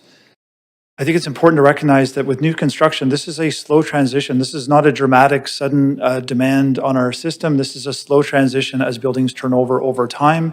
We can always adjust policy if there are concerns about the supply of electricity going forward, if there is, in fact, a concern there. Okay, I'll leave my questions there. Thank you. Great. Thank you very much, Councillor Carr. Thank you. I'm just going to pivot a bit to the bigger picture. And I wonder if you could just put on the public record now about what our latest Climate Emergency Action Plan report says about the need for the action to keep fossil fuels out of our buildings, to reduce the use of fossil fuels. Why is that rationalized, I guess, within our climate emergency action plan? Yeah, I'll speak to it, Councillor Carr. So our climate emergency action plan, 60% of the emissions close to are from buildings. It is by far the biggest source of emissions in Vancouver, quite common across large cities in Canada. New construction is typically where you would focus your efforts first. You've got the flexibility to work with a new building to reduce those emissions. And I would say Vancouver over the last 10 years has done a very good job of signaling that with a roadmap, focusing on energy efficiency, and now switching to low emission fuel sources, particularly for space heating and hot water, those two being the big sources of emissions. Right. The bigger context of what we are dealing with is, global climate change. But I wonder if you or another staff person can just outline for all of us here what the latest report from the Intergovernmental Panel on Climate Change is saying around the urgency of action by governments at all levels. Sure, I think I can ask Matt Horn to respond to that one. I think at a high level, the international story is similar to what we're seeing in Vancouver. So there are some success stories and some progress out there. We need to accelerate progress pretty dramatically if we're going to avoid the worst impacts of climate change. What are the worst impacts of climate change? Well, if we get into sort of like a 3 or 4 degree warming scenario, which would sort of maybe be the outer end of what we're looking at, like essentially it would be catastrophic in terms of huge amounts of sea level rise, inundating most of the coasts around the world. The wildfires we've seen just here in BC over the last several years in particular, those become the norm, and you can imagine worse and worse and worse from there. So those same effects that we're seeing today, just amplify them several fold if you're looking out 30, 40, 50 years. How fast are the melting of the Antarctic and the Arctic ice shields happening, and what would that impact be for a coastal city like Vancouver? You want to take that one? Sure. Councillor Carr, I mean, we do keep track of the science. We're still operating off of a 1 meter projection by 2100. There's certainly reports coming out from both Greenland and Antarctica that ice could be melting faster and the consequences could be coming much sooner. But we're still operating off of 1 meter by 2100. Okay, and science is indicating faster rates of melt. How many people died in Vancouver in the heat dome of 2021, the excessive heats, which I think in this province almost reached 50 degrees centigrade? Yeah, the coroner's report, I think it was around 550 across BC. I can't recall the number in Vancouver, but it was a substantial number. 107 in Vancouver. Okay, thank you. Great. Thank you very much. Just a few questions. That actually sounds pretty terrifying. So a 3 to 4% degree temperature increase would be catastrophic. My question to you would be, if we didn't have natural gas, but we had electricity in all these buildings, how much would we decrease that temperature increase by? If Vancouver did it alone, we would decrease it by probably 0. So even if we electrified everything, we'd have no impact. Like, forget about, sending a signal. The actual impact we would have on the rate of change of the temperature here would be 0. The impact would be 0. I think it's the work is contingent on all of us. So next question here. Usually the past is a great indication for the future when it comes to like selling electricity. BC's a next exporter. The one thing I'm concerned about is with climate change, we have more drought-like conditions. And so my question is, has your modeling incorporated the fact that what we're dealing with in the future and a reliable source of energy may not look like what it did in the past?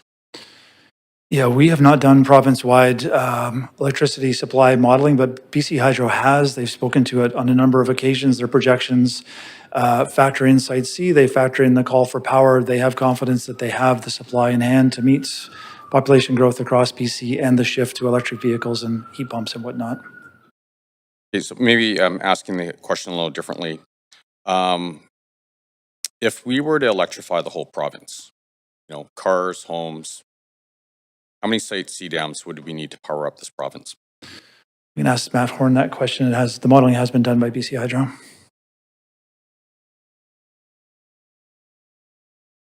Well, I guess the province doesn't have an electrify everything strategy, so they haven't modeled that specific scenario. BC Hydro has sort of accounted for the Clean BC plan, which is trying to significantly cut emissions, which includes a lot of heat pumps and a lot of electric vehicles. They don't express it in terms of specific Site Cs, but you do see a steeper increase in electricity demand in their integrated resource planning than you would without that electrification. It's a plan, or it's an amount of increase that Hydro is confident they can provide. And so that's the plan they put forward to the BCUC and was vetted and approved by the BC Utilities Commission. Okay, so maybe I'll simplify this. The number I hear is 9. And so even if it's half that number, I don't even know if that number's right. So let's say it's half. My question to you, because we're making a decision that is going to affect the city of Vancouver well into the future. My question is, have we planned for that? Because if we haven't, or I'd like to know what the plan is, because if there is no plan, at some point in time, we're either going to have a lot less energy to power our city, or the cost is going to go through the roof. So I just want to understand this before we make a decision today. Yeah, so that plan is BC Hydro's integrated resource plan. They look at growing population, growing economy, electrification, all those things that point to the need for more electricity. They add that up. They look at what they can do in terms of improving energy efficiency, what they can do in terms of bringing on new supply, and they present that to the BC Utilities Commission, and that's the plan they work to implement. So I think the short answer is they do have a plan that's been approved and they're trying to implement. The reason I'm asking as well is, sitting on the board of Metro, we look at what's happened on the North Shore. We're looking at what's happening at Iona. We do not have the capital to pay for this stuff. And so we have a lot of challenges. And so when and we have a fiduciary responsibility to make sure that this city works for the residents. My question is, if we all electrified and that was our only source of energy, are we running into a big problem? Because we already have a $500 million capital deficit a year in the city of Vancouver. I don't see another Site C dam coming anytime soon, let alone 4. So yeah, I think it can sometimes. How do we ensure that when we make our decision, we are doing so and we're informed about energy resiliency and affordability? Yeah, I think it can sometimes be a little misleading to think about it in terms of number of Site Cs. So the BC Hydro just completed their cost for power or call for power recently. That brought in 3,000 gigawatt hours, which is getting close to the equivalent of one Site C, done through the market, providing cost-effective supplies of electricity that'll come on. And then their plan is to do another call in 2 years from now and another call after that. So that's their plan to grow supply predominantly through the private sector for now. Thank you. Councillor Carr? Yeah, thank you for your questions. They prompted another one. Earlier this term, I put forward a motion. Actually, Councillor Clausen helped work on that motion to produce renewable energy within the city. I'm wondering if you can let me know what we are doing in the city to actually be producing renewable energy, i.e. obviating the need for another Site C dam in terms of any of those kind of renewable energy sources. Yeah, thank you, Councillor Carr. The scale of local renewable energy is likely small compared to the call for power that Matt just described, so it's important to sort of put that in context.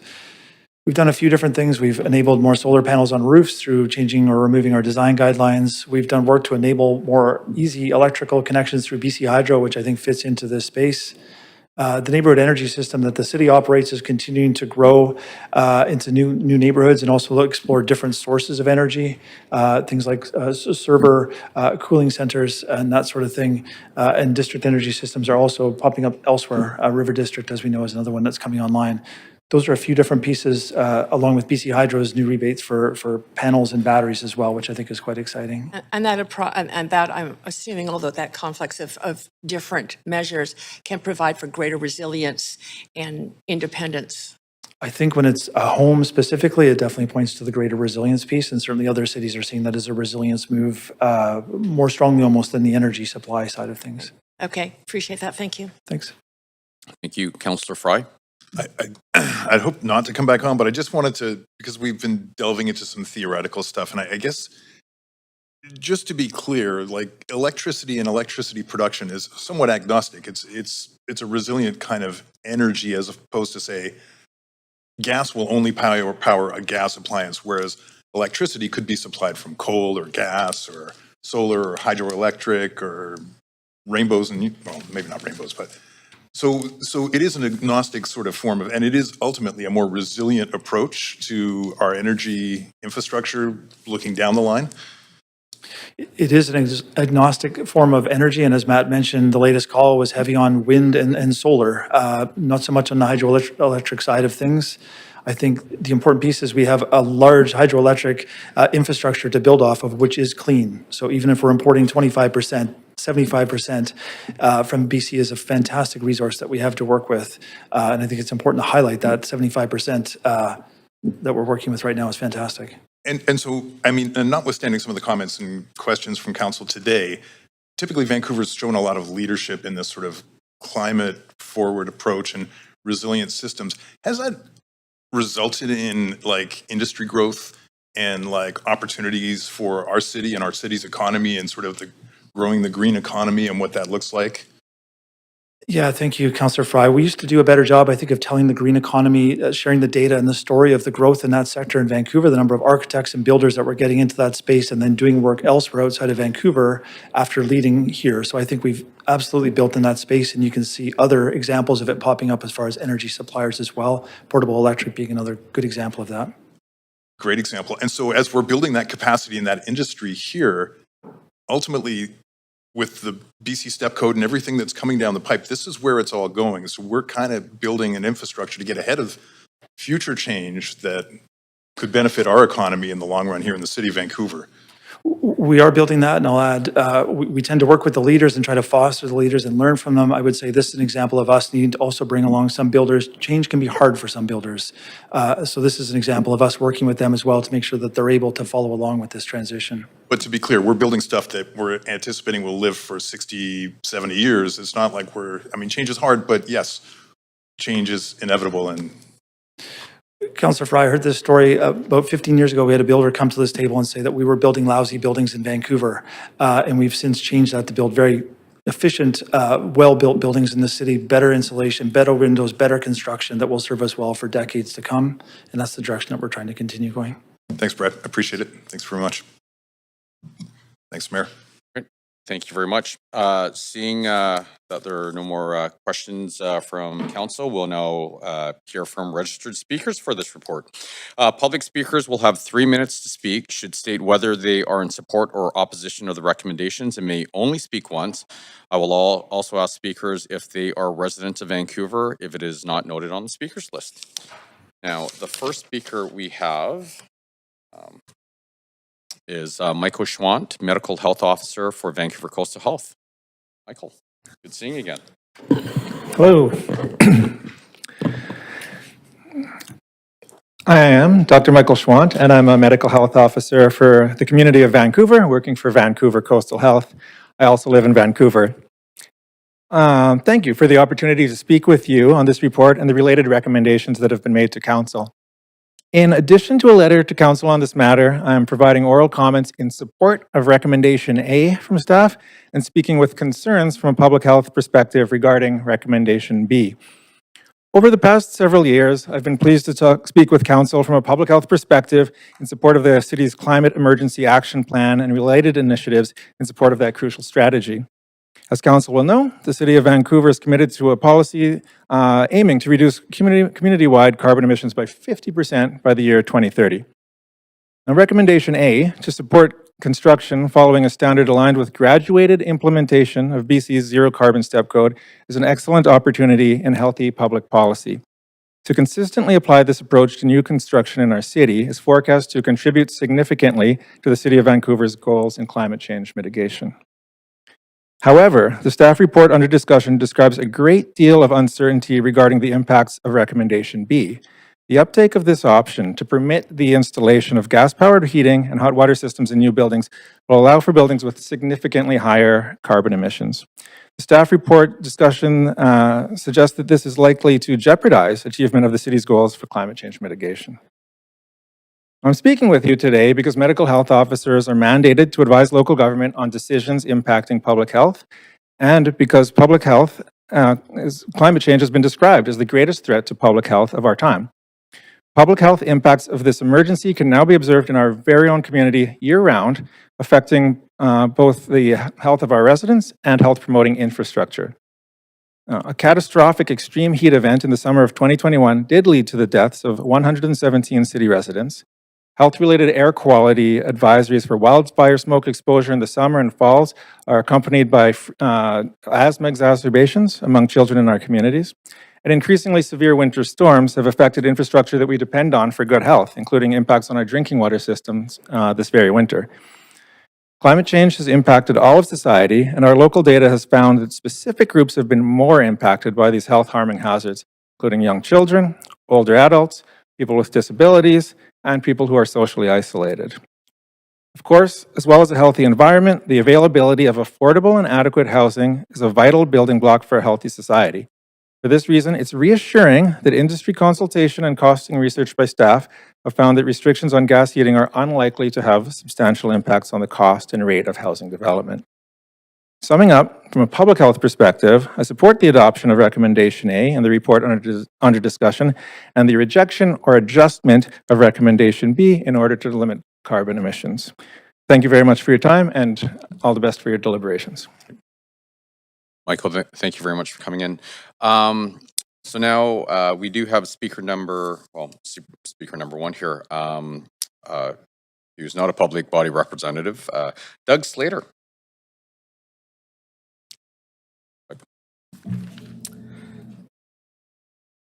Good afternoon, Mayor and Council. As BC's largest integrated energy provider, FortisBC provides energy to approximately 1.3 million customers, including over 110,000 homes and businesses in Vancouver.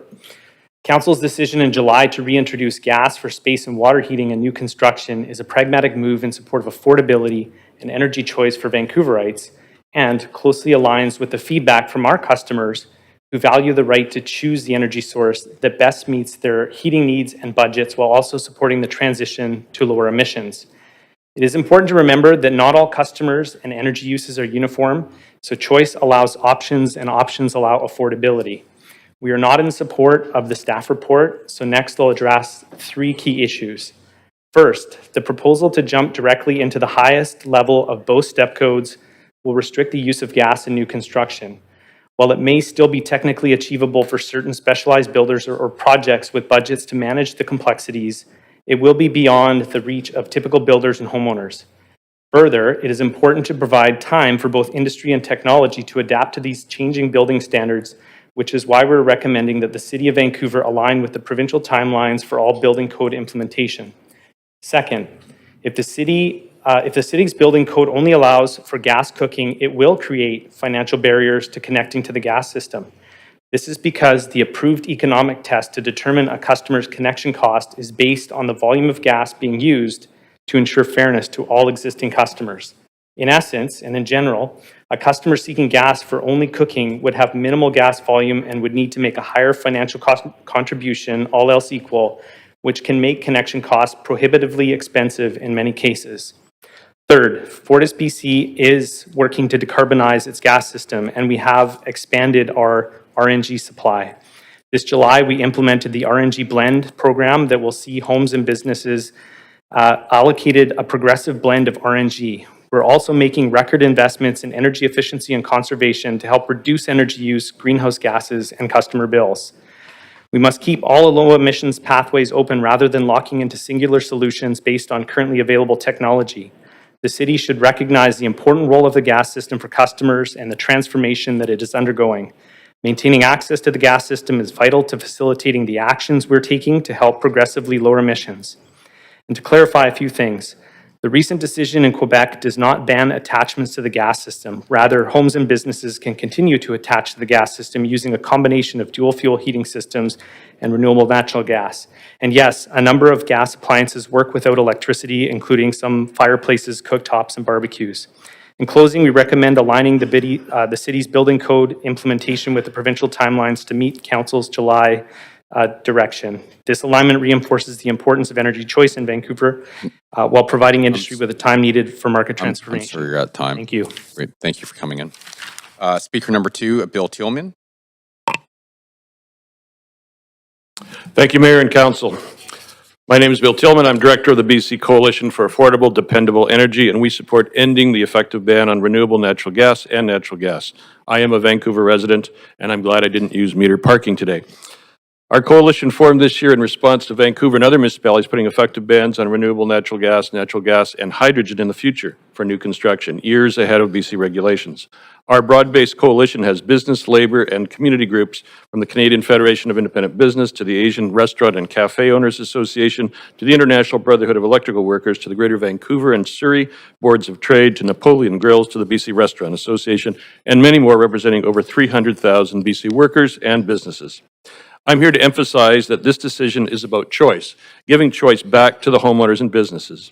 We strongly support removing previously passed effective bans on renewable natural gas and returning that choice to Vancouver residents and businesses to make their own wise decisions. Our coalition was not consulted by the staff, and to the best of my knowledge, none of our 31 members were either.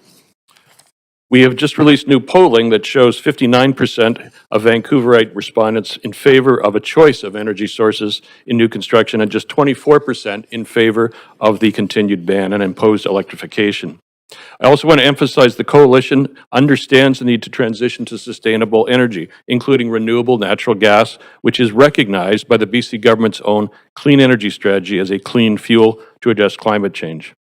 But our members strongly believe that transition needs to take place without damaging our economy and jobs, or it won't work. A lot has changed in the last 4 years. In 2023, BC imported at least $500 million in electricity from the United States and Alberta. Much of it was not from clean or renewable energy. This year, river and snowpack levels have been at their lowest since 1970, making another huge electricity import likely. We've already imported $800 million in electricity up to September. BC Hydro has not included the $16 billion cost of the Site C Dam, which means electricity rates must therefore rise significantly. And Premier David Eby says the BC will eliminate the consumer carbon tax if the federal government removes backstop legislation, which seems highly likely. If the consumer carbon tax on natural gas is removed, prices will drop by about 25%, making it even more affordable. Also, legislation allowing municipalities to implement the zero carbon step code earlier than the provincial 2030 deadline has created a patchwork quilt of energy regulations, which is massively confusing to consumers and builders.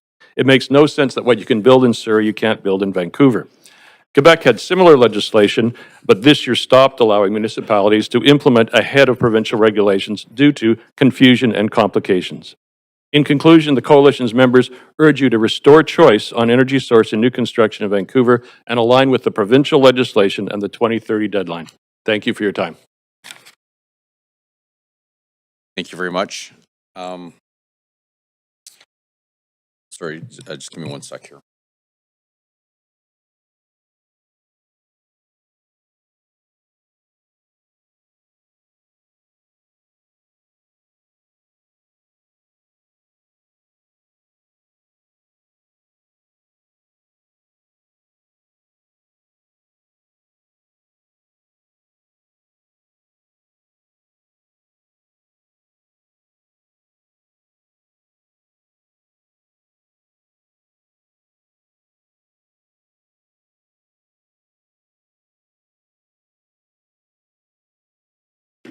All right. I don't know if the council recalls, we did make a motion earlier today to end this topic at 4:30 and then get on with the rest of the business. And then the remaining speakers, which there are quite a few, will be. Did we make a motion to move it to tomorrow, or have we done that yet? We did do that. Okay, so tomorrow. So with that being said, we're going to shift gears now, and we are going to get on with the rest of the business, and then we will tackle this matter tomorrow. Sorry, yes, Councillor Carr? Mayor, I think that it's unclear about the time tomorrow, and we may want to advise speakers about that. So you said we would listen to speakers at what time? Great question. Thank you, Councillor Carr.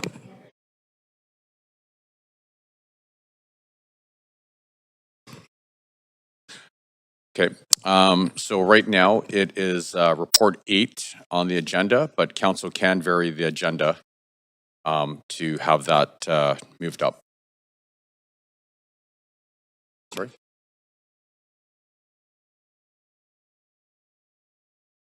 Right now they think it's, well, right now it's currently 8. They've been emailed that it's 8, but we could vary the agenda. And if we did vary the agenda, then everyone would get an email letting them know that it would be earlier in the day. So as a council, we can, we can vary the agenda for tomorrow and make it the first topic. Right, okay.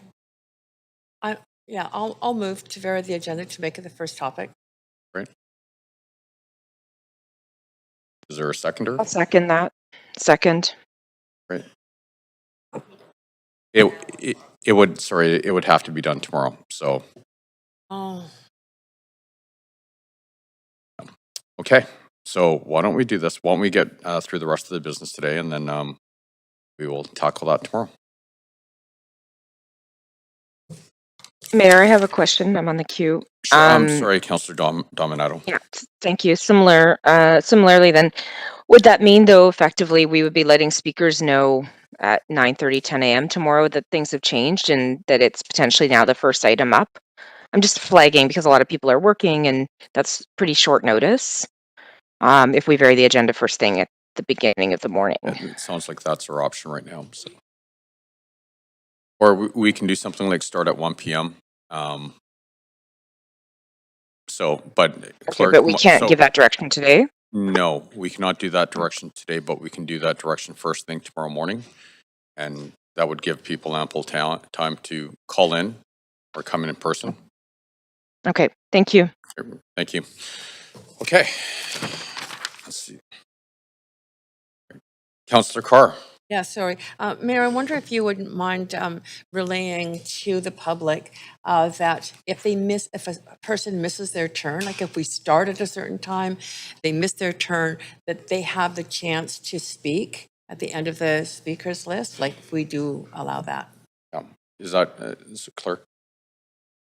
We can put something like that out as well. Great. Okay, Thank you very much. Okay, let's let me take a sec to get organized here again.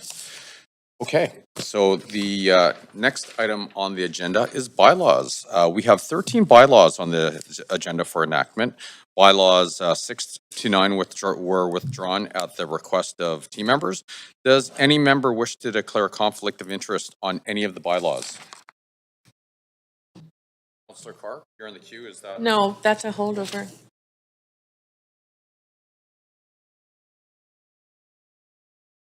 Give me 1 sec here. Great. Okay. Okay, so council members who were not present for the meetings related to public hearing enactment bylaws must confirm that they have reviewed the proceedings of the meetings if they want to vote on the enactment.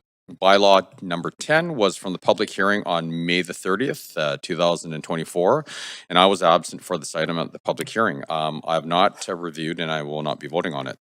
Bylaw 13 was from the public hearing on May the 9th and 11th, 2023. Councillors Bly, Kirby Young, and myself were absent for this item at public hearing. However, on October the 22nd, 2024, Councillor Bly advised that she had reviewed the proceedings and was eligible to vote. Councillor Kirby Young, have you reviewed the proceedings and will you be voting on the enactment? I have and I will. Great, thank you. And I have not and I will not. Bylaw 15 was from the public hearing on October the 21st, 2021. Councillors Klassen, Meisner, Montague, Joe, and myself were not on council at the time of the public hearing. However, on October the 22nd, 2024, Councillors Klassen, Meisner, Montague, and Joe advised that they had reviewed the proceedings and were eligible to vote. I have not reviewed, so I will not be voting. Would someone like to move the motion to adopt bylaws 1 through 5 and 10 through 17? Great, thank you, So Councillor moved. Clausen, seconded by Councillor Dominato. Council, is there any discussion? No? Great. All those in favor say yay. Yay. Yay. All those opposed say nay. Great. The motion carries unanimously. The list of approved bylaws can be found on the city's website. Administrative motions. Number 1, consequential amendments to various city policies and guidelines as a result of the zoning and development bylaw amendments. Does any member wish to declare a conflict of interest on this motion? Okay. Councillor, are there any questions? No? So moved by Councillor Kirby-Young, seconded by Councillor Meisner. Council, is there any discussion? Nope. All those in favor say yay. All those opposed say nay. Yay. Great, the motion carries unanimously. That concludes the item as administrative motion 2 was withdrawn. Okay, notice of council member motions. Are there notices of council member motions for upcoming standing committee meetings? A reminder to please state the title of the motion and the date of the standing committee meeting on which you intend to move the motion, and be sure to send the title and date to the standing committee meeting via email to the city clerk.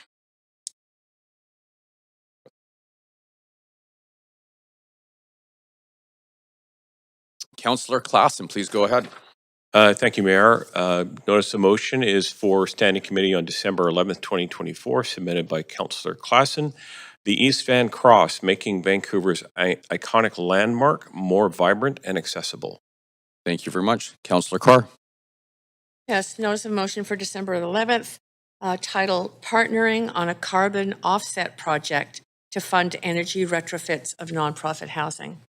Thank you very much. Councillor Fry. Notice on motion for December 11th committee, support for Japanese Canadian Interpretive Center at Hastings Park. Thank you very much. And then clerk, do I have to cede the chair on this one? Nope, perfect. Okay. I'd like to submit a notice of motion to the standing committee meeting on Wednesday, December 11th for a motion titled Preserving of the City's Purchasing Power Through Diversification of Financial Resources, Becoming a Bitcoin-Friendly City.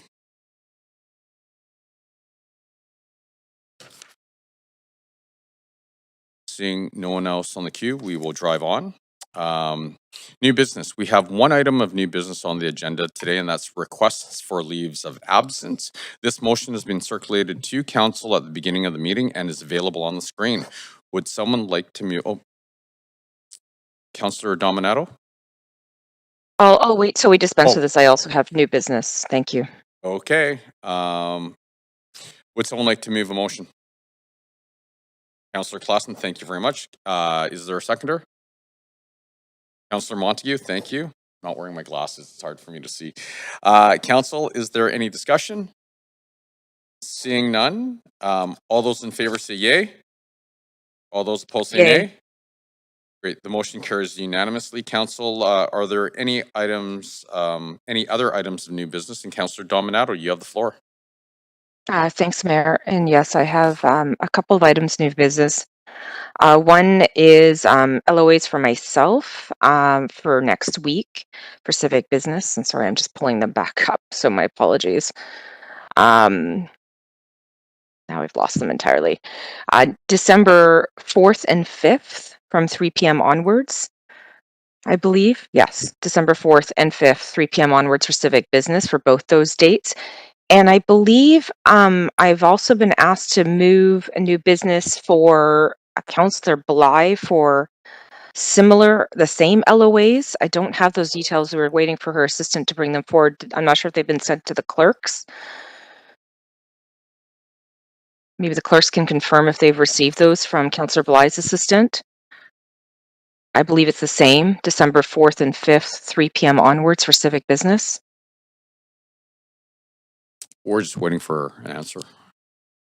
Thank you.